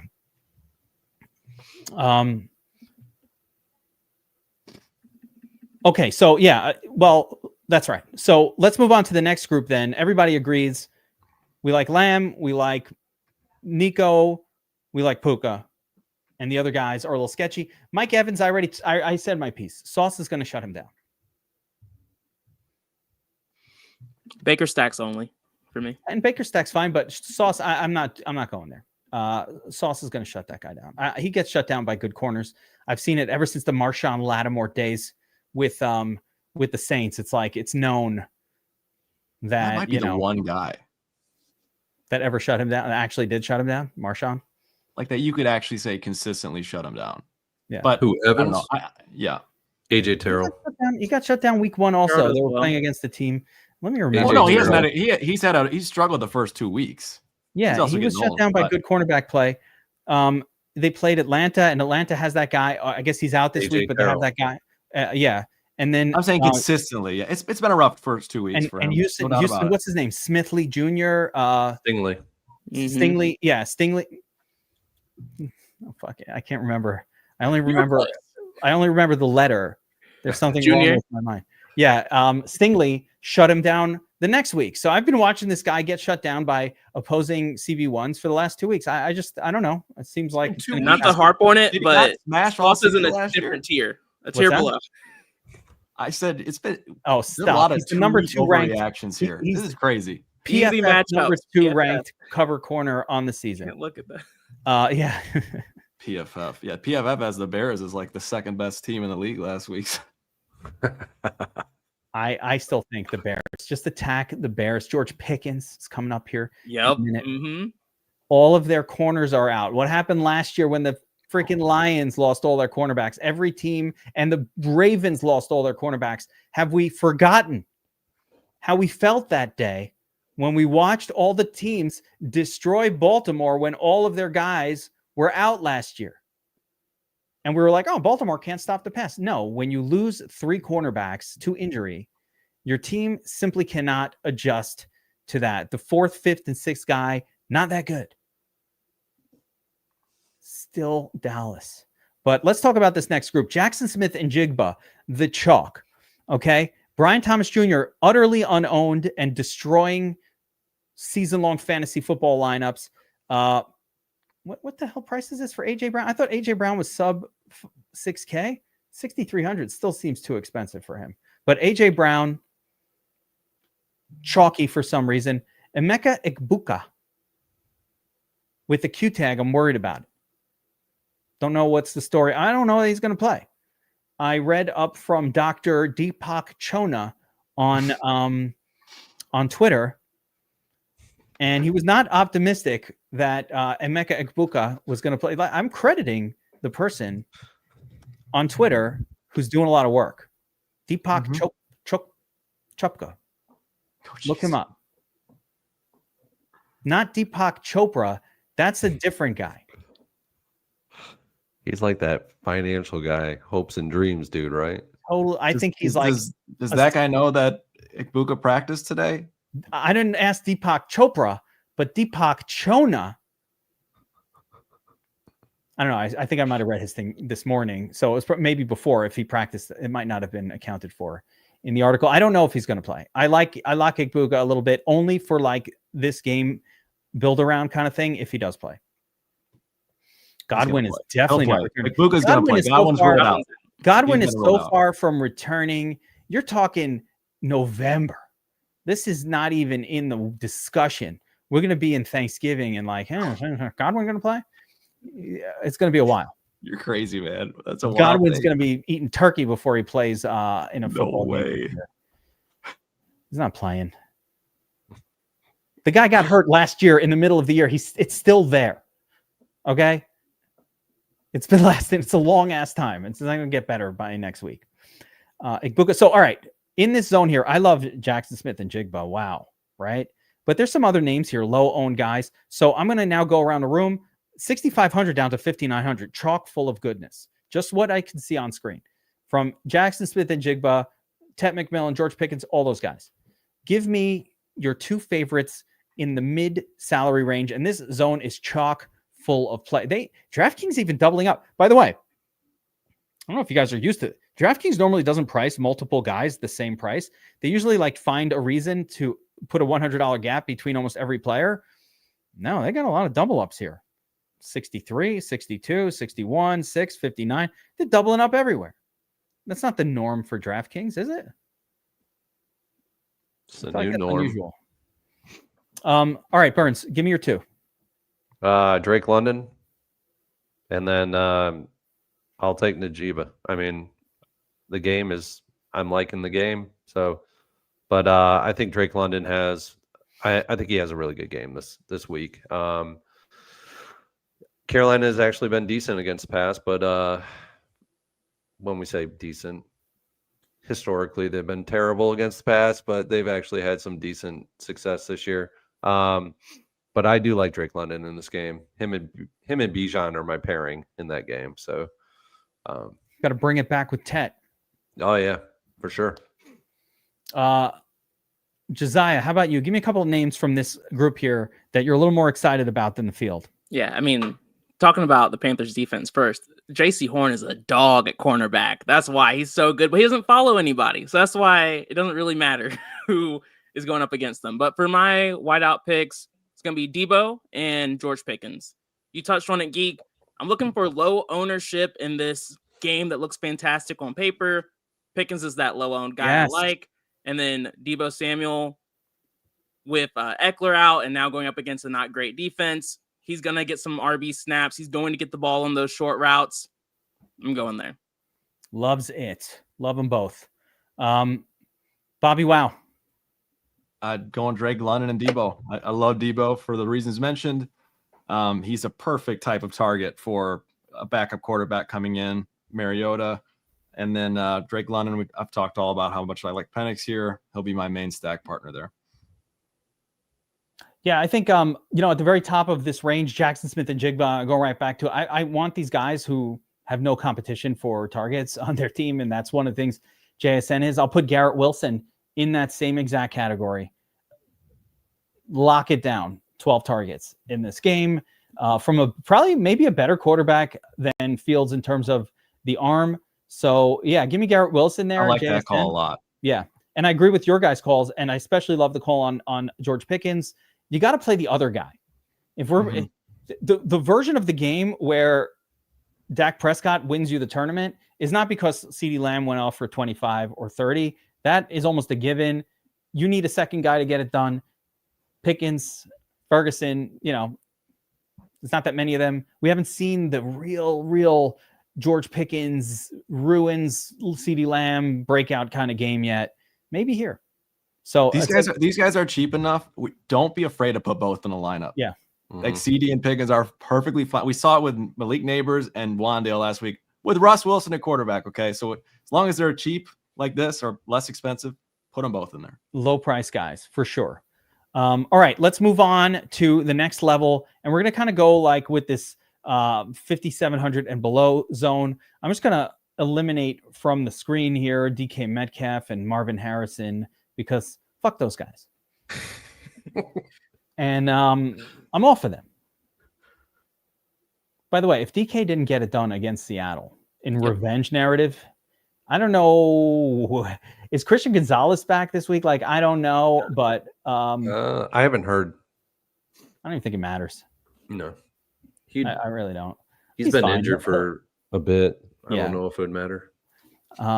We got Jacoby Myers, who is projecting as one of the best points per dollar, as he always does.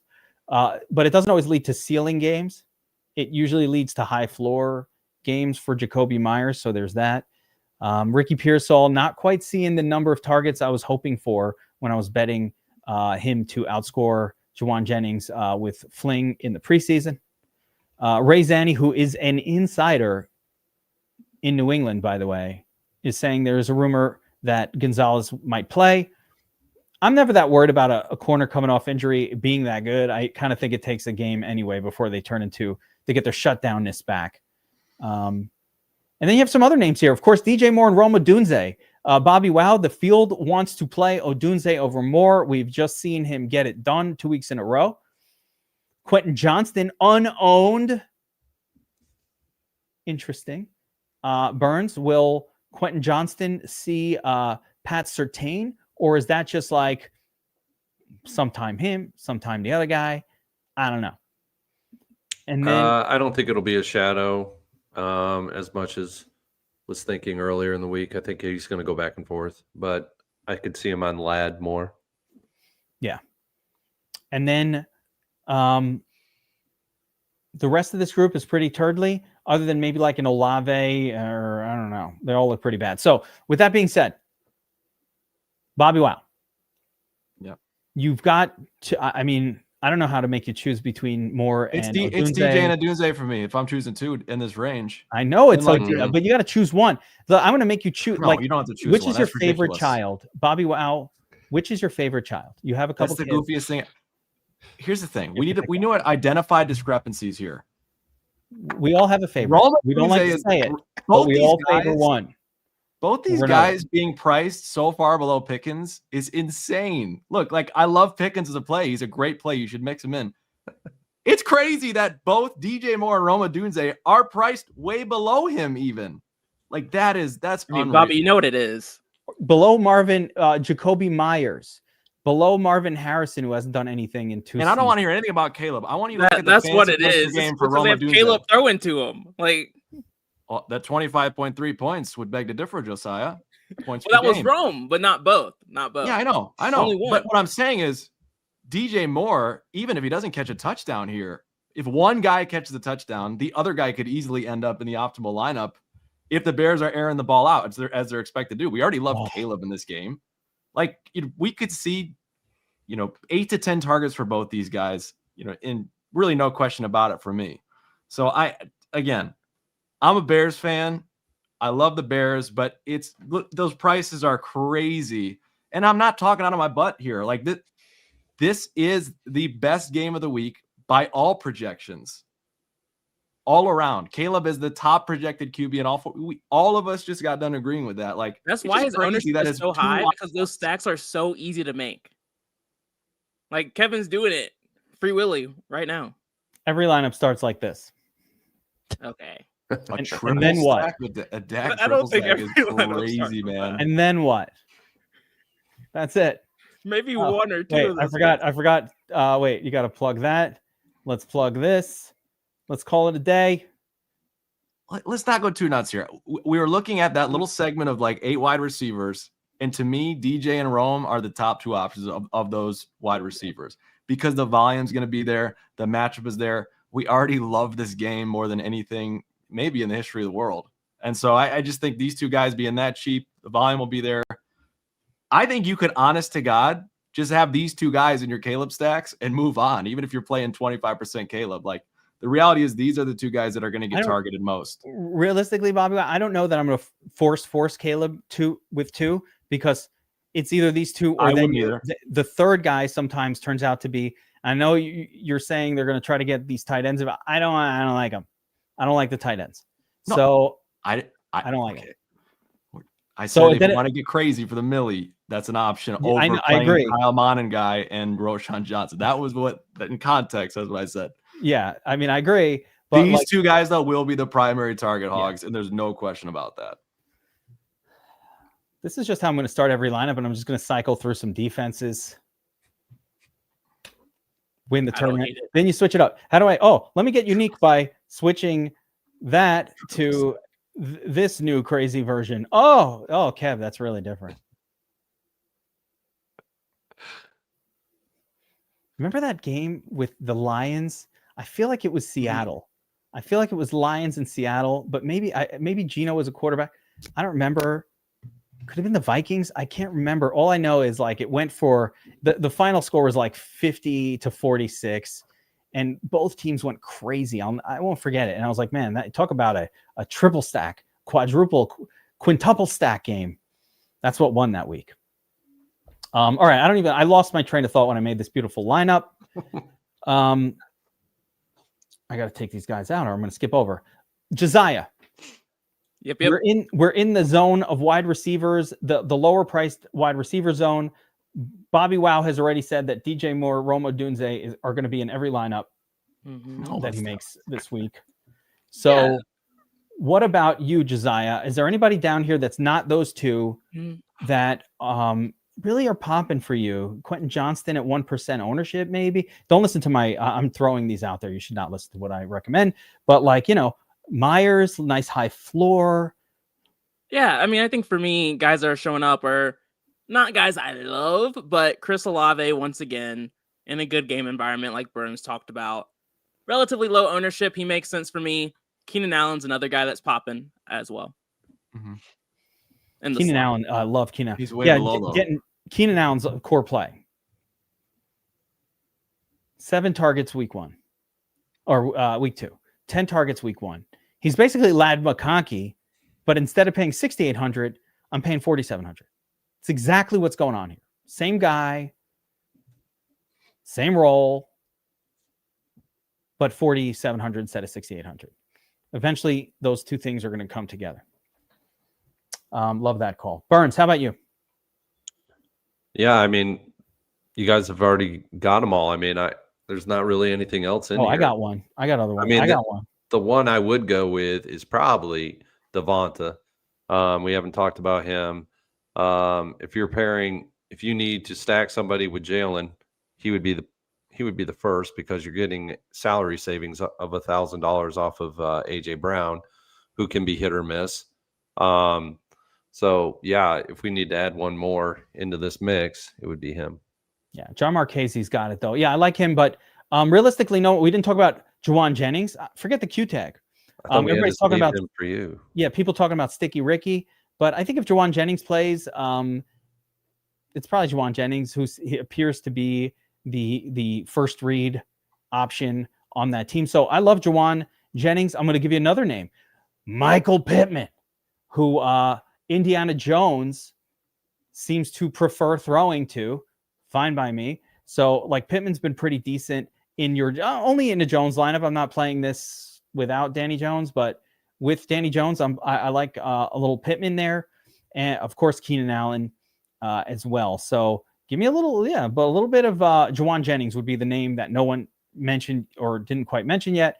And if Juwan is out, I'm very happy to play Ricky Pearsall. Let's talk about now the turd zone guys, the cheapies to make the lineups work. I don't know if we're going to need that much of this.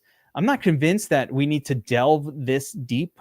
Still early in the season. DraftKings pricing, I'm going to say still not quite correct to where by late season you're going to need these turds. They correct up their pricing, but I'm still seeing a ton of value to where we don't need to go that low. But that being said, go ahead. Who do you like down here? There's some very interesting names. Some breakouts from last week that could continue, like a Troy Franklin. I do have a question for Bobby. Christian Kirk looks like he's going to be back this week. I'm curious if he's going to show up in some of your CJ Stroud stacks. My CJ Stroud stacks, there will be maybe 5 of them out of 150. And all of them will be stacked with Nico. I won't have any Kirk, but he honestly, he makes a little sense as a one-off. I think against Jacksonville too. But yeah, I don't know. Tough to get too excited about Kirk coming off injury. Agreed. Got Rashid Shaheed there. He's broken slates at times, but probably not with the Rattler. Darnell, Keyshawn Booty. Penix stacks. Darnell for Penix stacks, yeah. Yeah. Mm-hmm. He played like 90% of the snaps last week, Mooney. If JC Horn is on London, it's going to be Mooney who shines. Mm-hmm. That could be a really interesting pivot in that game. Yeah, Pitts too. Yeah. Mm-hmm. So that could be a really interesting pivot for that game. Yes, Pollock Hillbilly. I agree here as well. If Igbuka is out, Sterling Shepard could be really fascinating. Sub 4K. I think he might be 3,200 or some like almost free number. Sterling Shepard 3,600. Yeah, I want to not like it, but it makes sense. I'm almost positive Ibuka's going to play, but if he is out, yeah. I've got a bunch in this zone. They're on my sheet, on my cheat sheet for this week, but hit us with them. Let's hear them. All right, another one I love here. Hunter Renfrow, third in Renfrow. With Leggett probably out, banged, and he doesn't do anything anyway. But Hunter Renfrow has stepped into the Adam Thielen veteran white guy presence role on the pan. Listen, it's a role. Are we going to ignore it At that this we point, own it a is, guy yeah. like At this who this can point, get it is. open? He's small. He's not super athletic, but somehow he's always open. We know this guy. Julian Wes Welker invented this. Actually, the inventor of the role was actually Wayne Corbett. Doesn't get the respect he deserves. And he handed off the thing to Wes Welker. Wes Welker handed it off to Julian Edelman. This has been a thing. So Hunter Renfrow in the slot, third and Renfrow. I like it. I don't mind it for 30 I agree. Yeah. 3,700. Yeah, I like that too. I don't know about Alik Ayomanor, but maybe he's been getting it done. I played him last week. He was in the nut lineup for me last week, guys. That one of the ticket lineup, the ticket winners, had Alik Ayomanor, whose name I have no idea how to pronounce, so I'm just doing my best. 15.6 fantasy points for 32 hundo. That's how you win a GPP.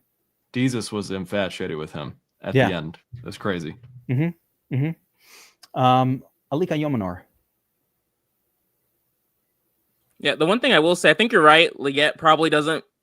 Well, I don't know if he's going to play or not, but he fits that narrative of everyone's been shitting on him for the last 2 weeks. Now they're like, we got to try to get him involved. The coaching staff's like, we still believe in him. It wouldn't surprise me if they do force feed him a little bit here. Nah, they don't. Coaches say that. They're always full of shit. I agree, They're but this is always getting a little full of shit for serious that. in Carolina. We'll see. Yeah. Jesus did me well last week. He shined his countenance down upon me with all of the Ayomanor exposure. I have to credit only Jesus for that. Burns, how about you? Any so yeah, it's Hunter Renfrow, Sterling Shepard, like the cheap super turds. I don't really have anybody else. I can't find Franklin. There he is. Mentioned Wicks earlier. What's that? Someone mentioned Wicks earlier. Yeah, Dontavian Wicks like in Wicks. that discussion. I think Marvin Mims Jr. is another one. I mean, I'm waiting for it. There is going to be a week where Marvin Mims puts up a 22 and at 3K. And if you have him, you're probably going to win a big tournament that week. I guarantee I will put my reputation that I earned from the Javonte call in the preseason on the line and say there will be a week where this guy will win $1 million for somebody this year. Burns, is that an acceptable take? Is that a hot take, or is that a dude? If anybody who knows the numbers knows that's already going to be true. Oh, for sure. He'll break out one week of season, right? He will win somebody $1 million this year. Yeah, Maybe this week. maybe. But Troy Franklin is the guy who apparently has a really good role. Are we forgetting that he smashed last week? Are we forgetting that he's averaging 7.5 targets per game? That's pretty damn good for a 4K guy.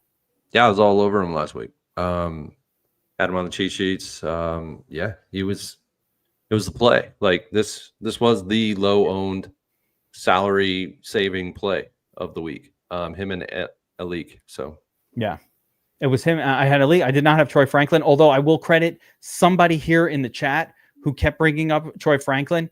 Don't remember who it was. Feel bad about that. But whoever you are out there, credit to you. Going to throw credit out to Ray Zanny, who's been talking up Keyshawn Booty since Draftapalooza best ball season when no one was on that. And he's Fantasy Fling too, man, has been all over Franklin since the preseason. He's a Denver guy. Maybe it was He's Fling. a Denver guy. Yeah, maybe it was Fling that was talking about. I hate it.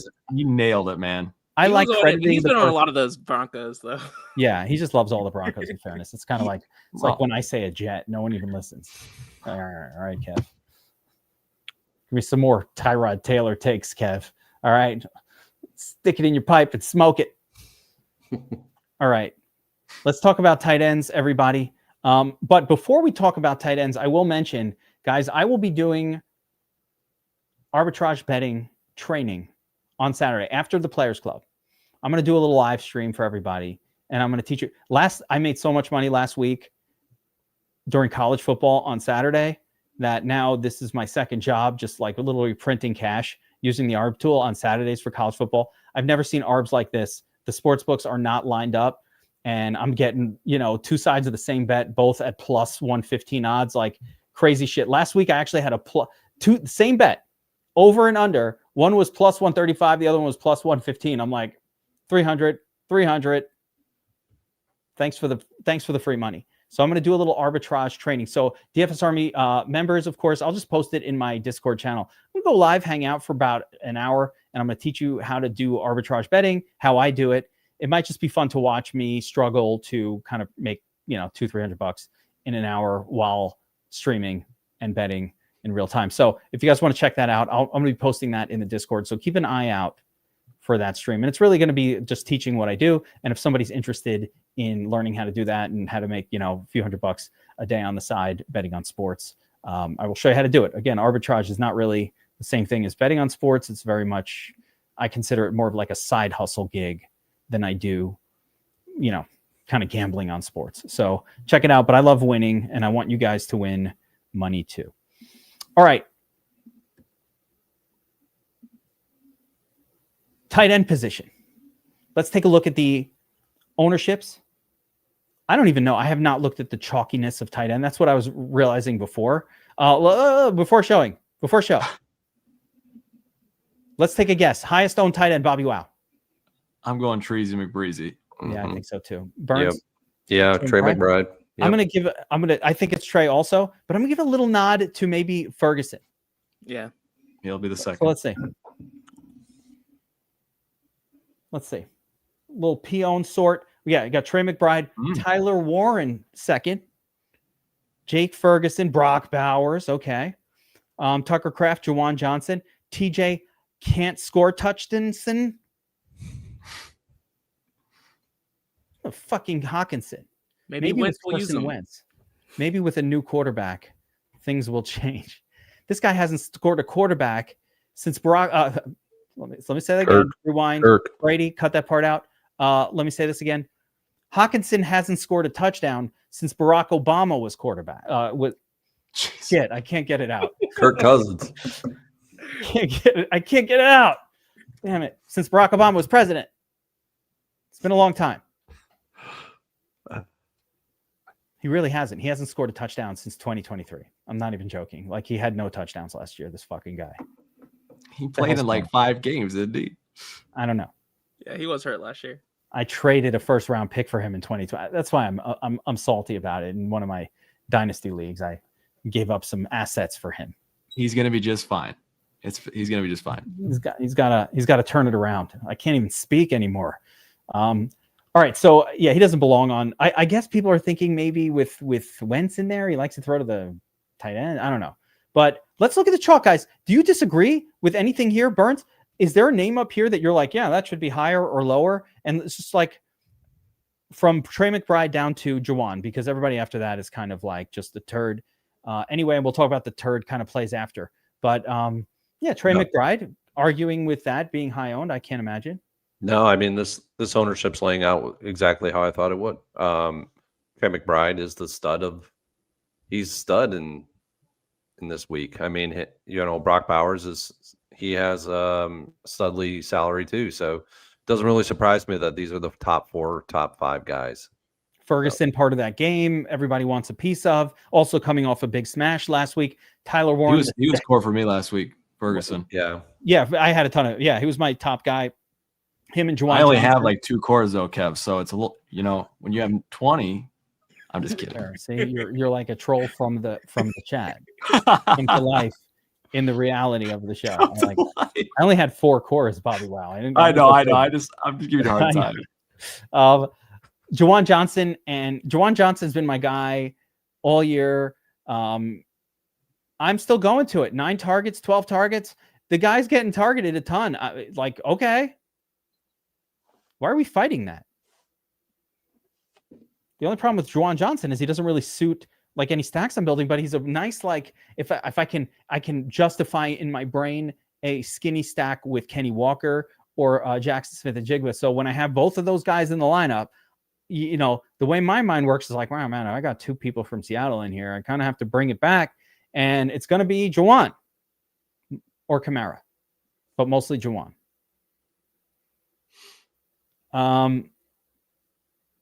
Burns, does the Shark Lab have anything pointing to any tight ends that are not this group? Does the Shark Lab think like guys play Brock Bowers at lower ownership than McBride? He has just as much upside, or is there anything like that going on today in the Shark Lab? No, I think tight end is going to be pretty much right around these top 6 guys. Yeah, you're going to get a guy or two that'll pop off. I mean, it's every week where a guy just pops off.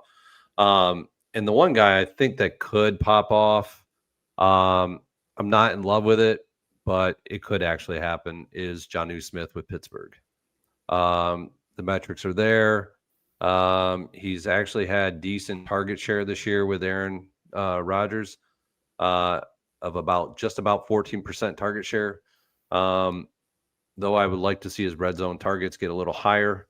I'd like to see him around the 20% range. They're a little low for my liking, but yeah, he is a guy that could actually be in play this week. Boom. There's the bring back with May. Thank you for that. Yeah. Interesting. This one's interesting. Disley out. Conklin going to get all the snaps. I can get on board with Conklin, a little former Jet. I always like my former Jets. Josiah, outside of the top zone here, these are the studs. Yeah. McBride, Warren, Ferguson, Bowers, Crafton. I'm very much including Juwan Johnson in that group, but we've got to choose a low-owned guy. That's not one of those that you like as well. And again, to the audience watching, we're all agreeing we really like who is owned and who is highlighted here, and that's probably who you should play.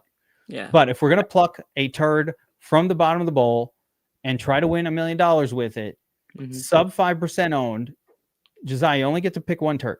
Yeah, it's Pitts for me. Riley Pitter. Yeah, great game environment. Well, not great. I like the game environment.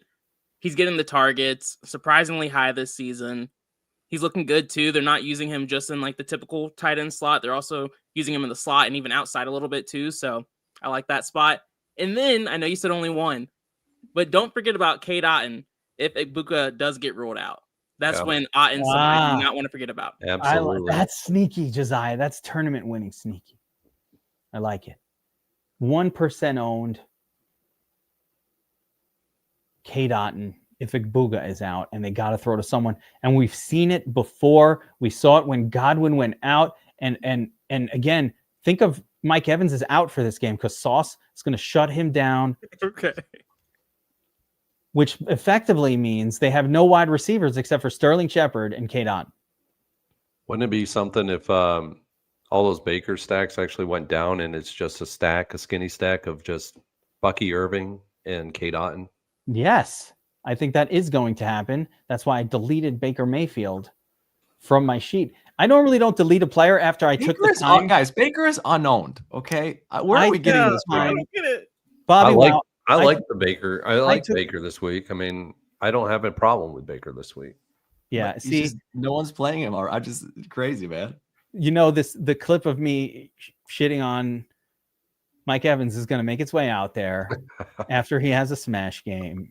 He's going for 45 to put it in your face. Yeah, and then it's going to be like, did you listen to this guy when you made your lineups? Sauce is going to shut him down. And then it's going to be like, bam, 42 points, Mike Evans.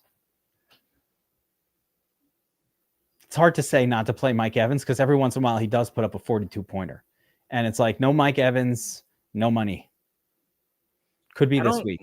Yeah, I don't get many I told you so moments against you. So that would be a nice one for me to have. Yeah, I feel like you get a lot of I told you. So just forget. You forget that they exist. They're plentiful. BobbyWow, do you have a tight end turd not named Cole Kmet that you'd be interested in week 3? For me, it's Pitts as well. He was my guy. I like Pitts a lot. Yeah. I did want to ask one quick thing before we move on, and it's about Brock Bowers, because Brock Bowers, we've seen upside from him that surpasses all these guys leaps and bounds. But last week, he had the injury concerns. What's he going to do? Are they going to play him? And he got way more snaps than week 1. He played like 75% of the snaps, 80%. But he did not look right to me. I don't know. What did you guys see? Anything there? Yeah, I didn't love what I saw either, which is why I'm a little nervous about it. But as of right now, I'm just matching the field, so I'm fine with that. I just saw Geno stinking it up. So I don't know if it's Brock Bowers being bad or Geno just not comfortable yet in the offense. I don't know how to visualize what the hell was going on there. So I don't really know. But yeah, the whole team didn't look that great on offense. And I'm just not sure if that's just Geno kind of being off his game, if Bowers is still a little slowed up. But he doesn't have a Q tag, so he should be fine. I don't think health is going to be what goes on here. But I also would say anytime you can get Bowers for like mildly lower ownership than somebody else, you should that's consideration. Brock Bowers is one of only a couple of tight ends that can probably put up a 30 if all goes well. We just haven't seen it with Geno yet. A couple of people pushing Darnell Washington in the chat here. Dixon Sider, not buying it. Ertz, I don't know Marchese. I don't know if I'm buying that outside of, I feel like he's a Jaden Daniels guy. I'm not sure if he's like a generally good tight end. So I don't know. I don't hate it. More on FanDuel for me with Ertzy, but he's touchdown in back-to-back weeks. He's got 13 targets, over these first 2 weeks. And, Mariota probably not going to be looking down the field a ton. So he's been around long enough. If you're forcing me to pick a tight end turd that's not like Juwan, who I consider my favorite of the pay down options, I will go with my old buddy, Harold Fannin Jr. I'm going to keep going back to it, Burns. You can laugh all you want. I'm not laughing. I just think we always go there. So yeah, that's right. Like you guys are acting like I haven't been saying Juwan like I've been saying it every week, but you know what? Let's see what Fannin did last week. Like it didn't work out. Like he just keeps Fannin. He just keeps being fine. 10 points last week, but 5 for 5. He's still getting targets. He's still involved. 9 targets week 1. This is the worst matchup he's going to have all year. But I tend to not be that scared of tight ends in tough defensive matchups. For some reason, I think they throw more to the tight end when the defense is good. They just don't score as much. All right. Defense. The hardest part of DFS. Picking the right defense, but we're lucky to have an expert in defense picking here in Mr. Sharklab himself, Adam Burns, who's going to tell us exactly who to play for NFL Week 3. Burns, take it away. I mean, I think it's pretty easy. With all due respect, anybody that wants to play any underdogs, I appreciate you because I can take your money. So to translate Burns speak for the people, don't play underdog defenses. Exactly. Okay. Start staying away from underdog defenses on a week-to-week basis from moving on from here on out. We've actually seen it just recently as the top 20 winning Millie Maker lineups were rostering favorites, home favorites. So that trend's going to continue. And so I see defenses like Packers on the road, the Buccaneers, Eagles, Commanders, Chargers, and the Jaguars as being very good fits this week. Buccaneers, Eagles against the Rams. Yep.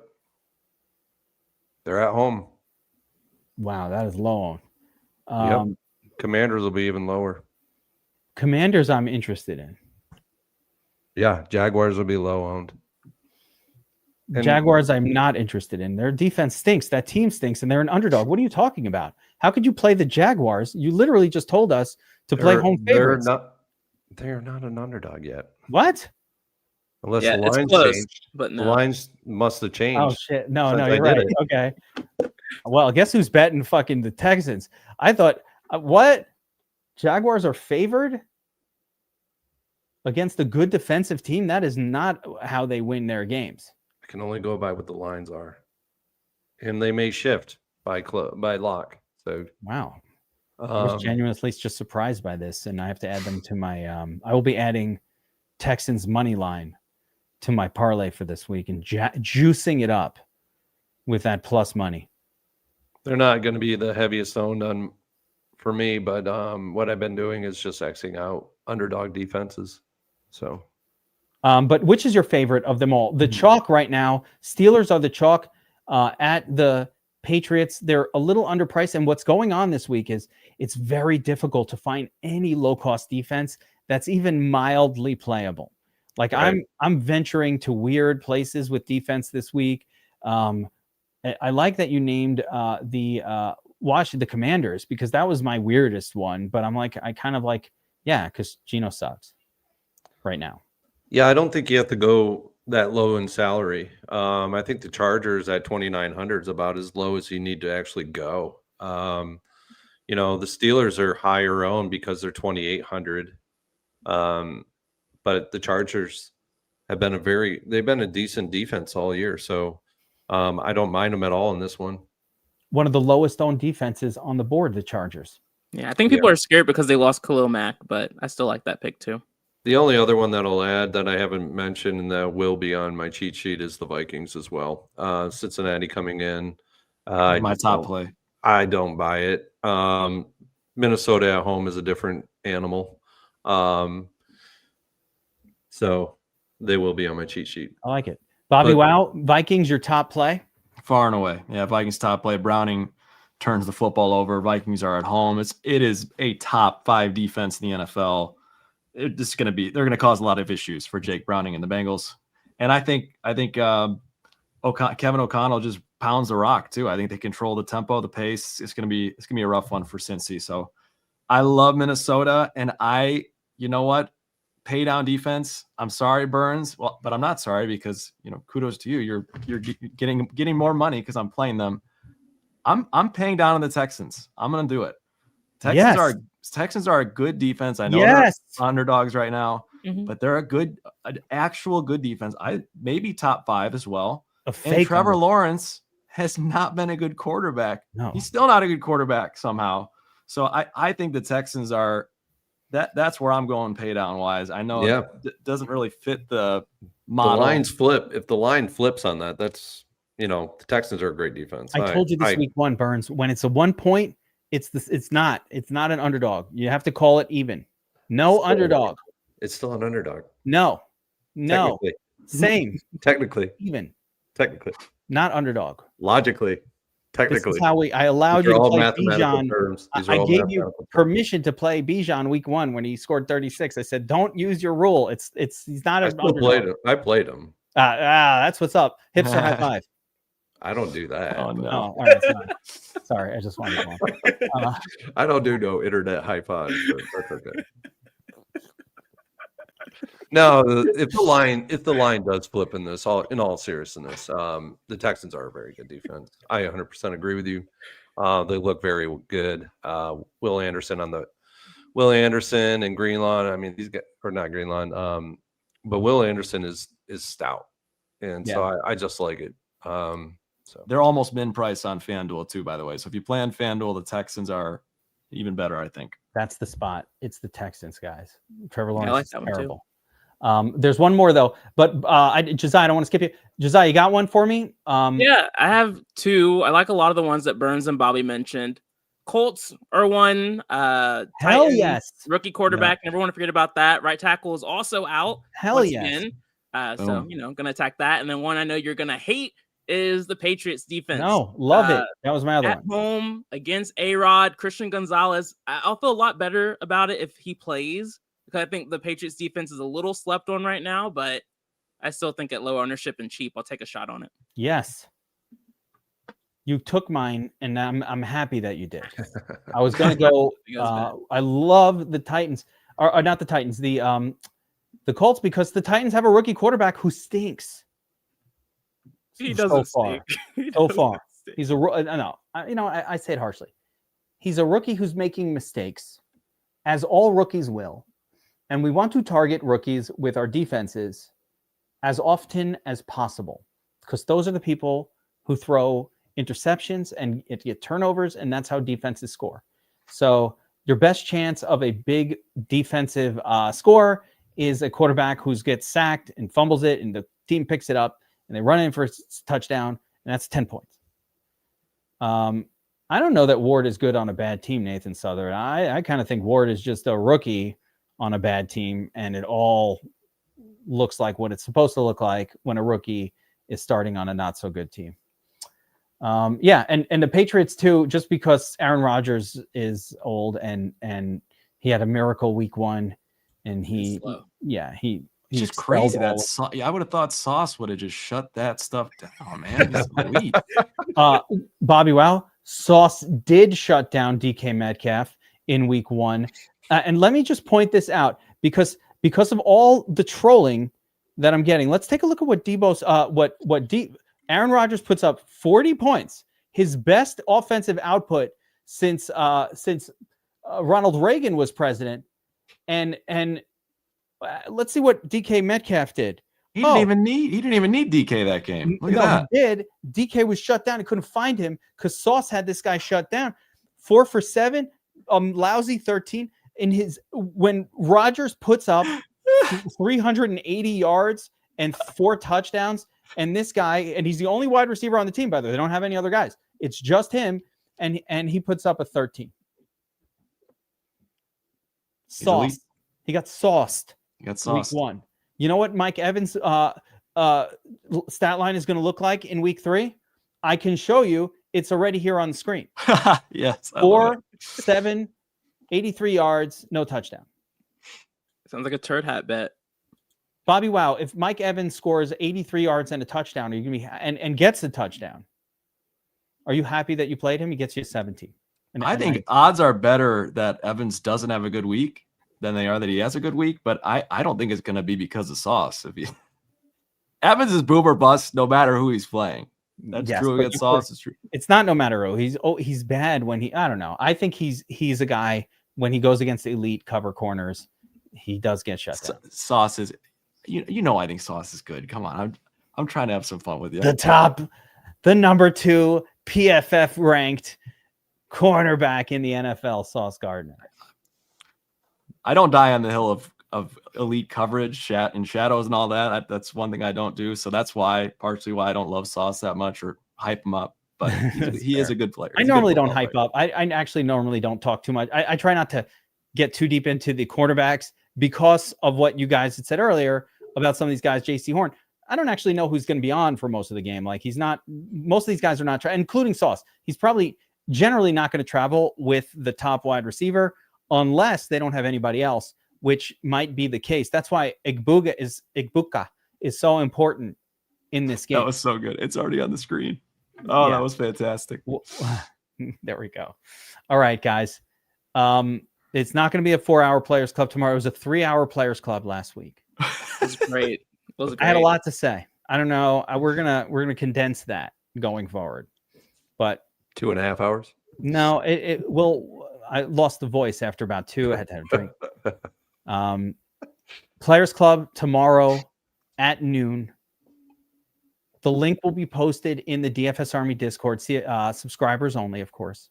We're going to be building lineups together behind the paywall. After that, we'll do a separate stream, arbitrage. Learn how to arbitrage bet. Learn something. Maybe it's something you're interested in. Maybe you just want to see what that's all about. It'd be cool. We're going to do a little video in real time, kind of showing how that's done. But most important, of course, is the Players Club, setting up lineups, getting ready for the big Sunday slate. So what time's pre-lock again Sunday too, the show? At 11. Yeah. Eastern. Yeah, we went from Geek. Yeah, that's right. Sunday pre-lock show right here on the DFS Army YouTube channel, 11 to noon Eastern. It is a super fun show, blowing up in popularity, guys.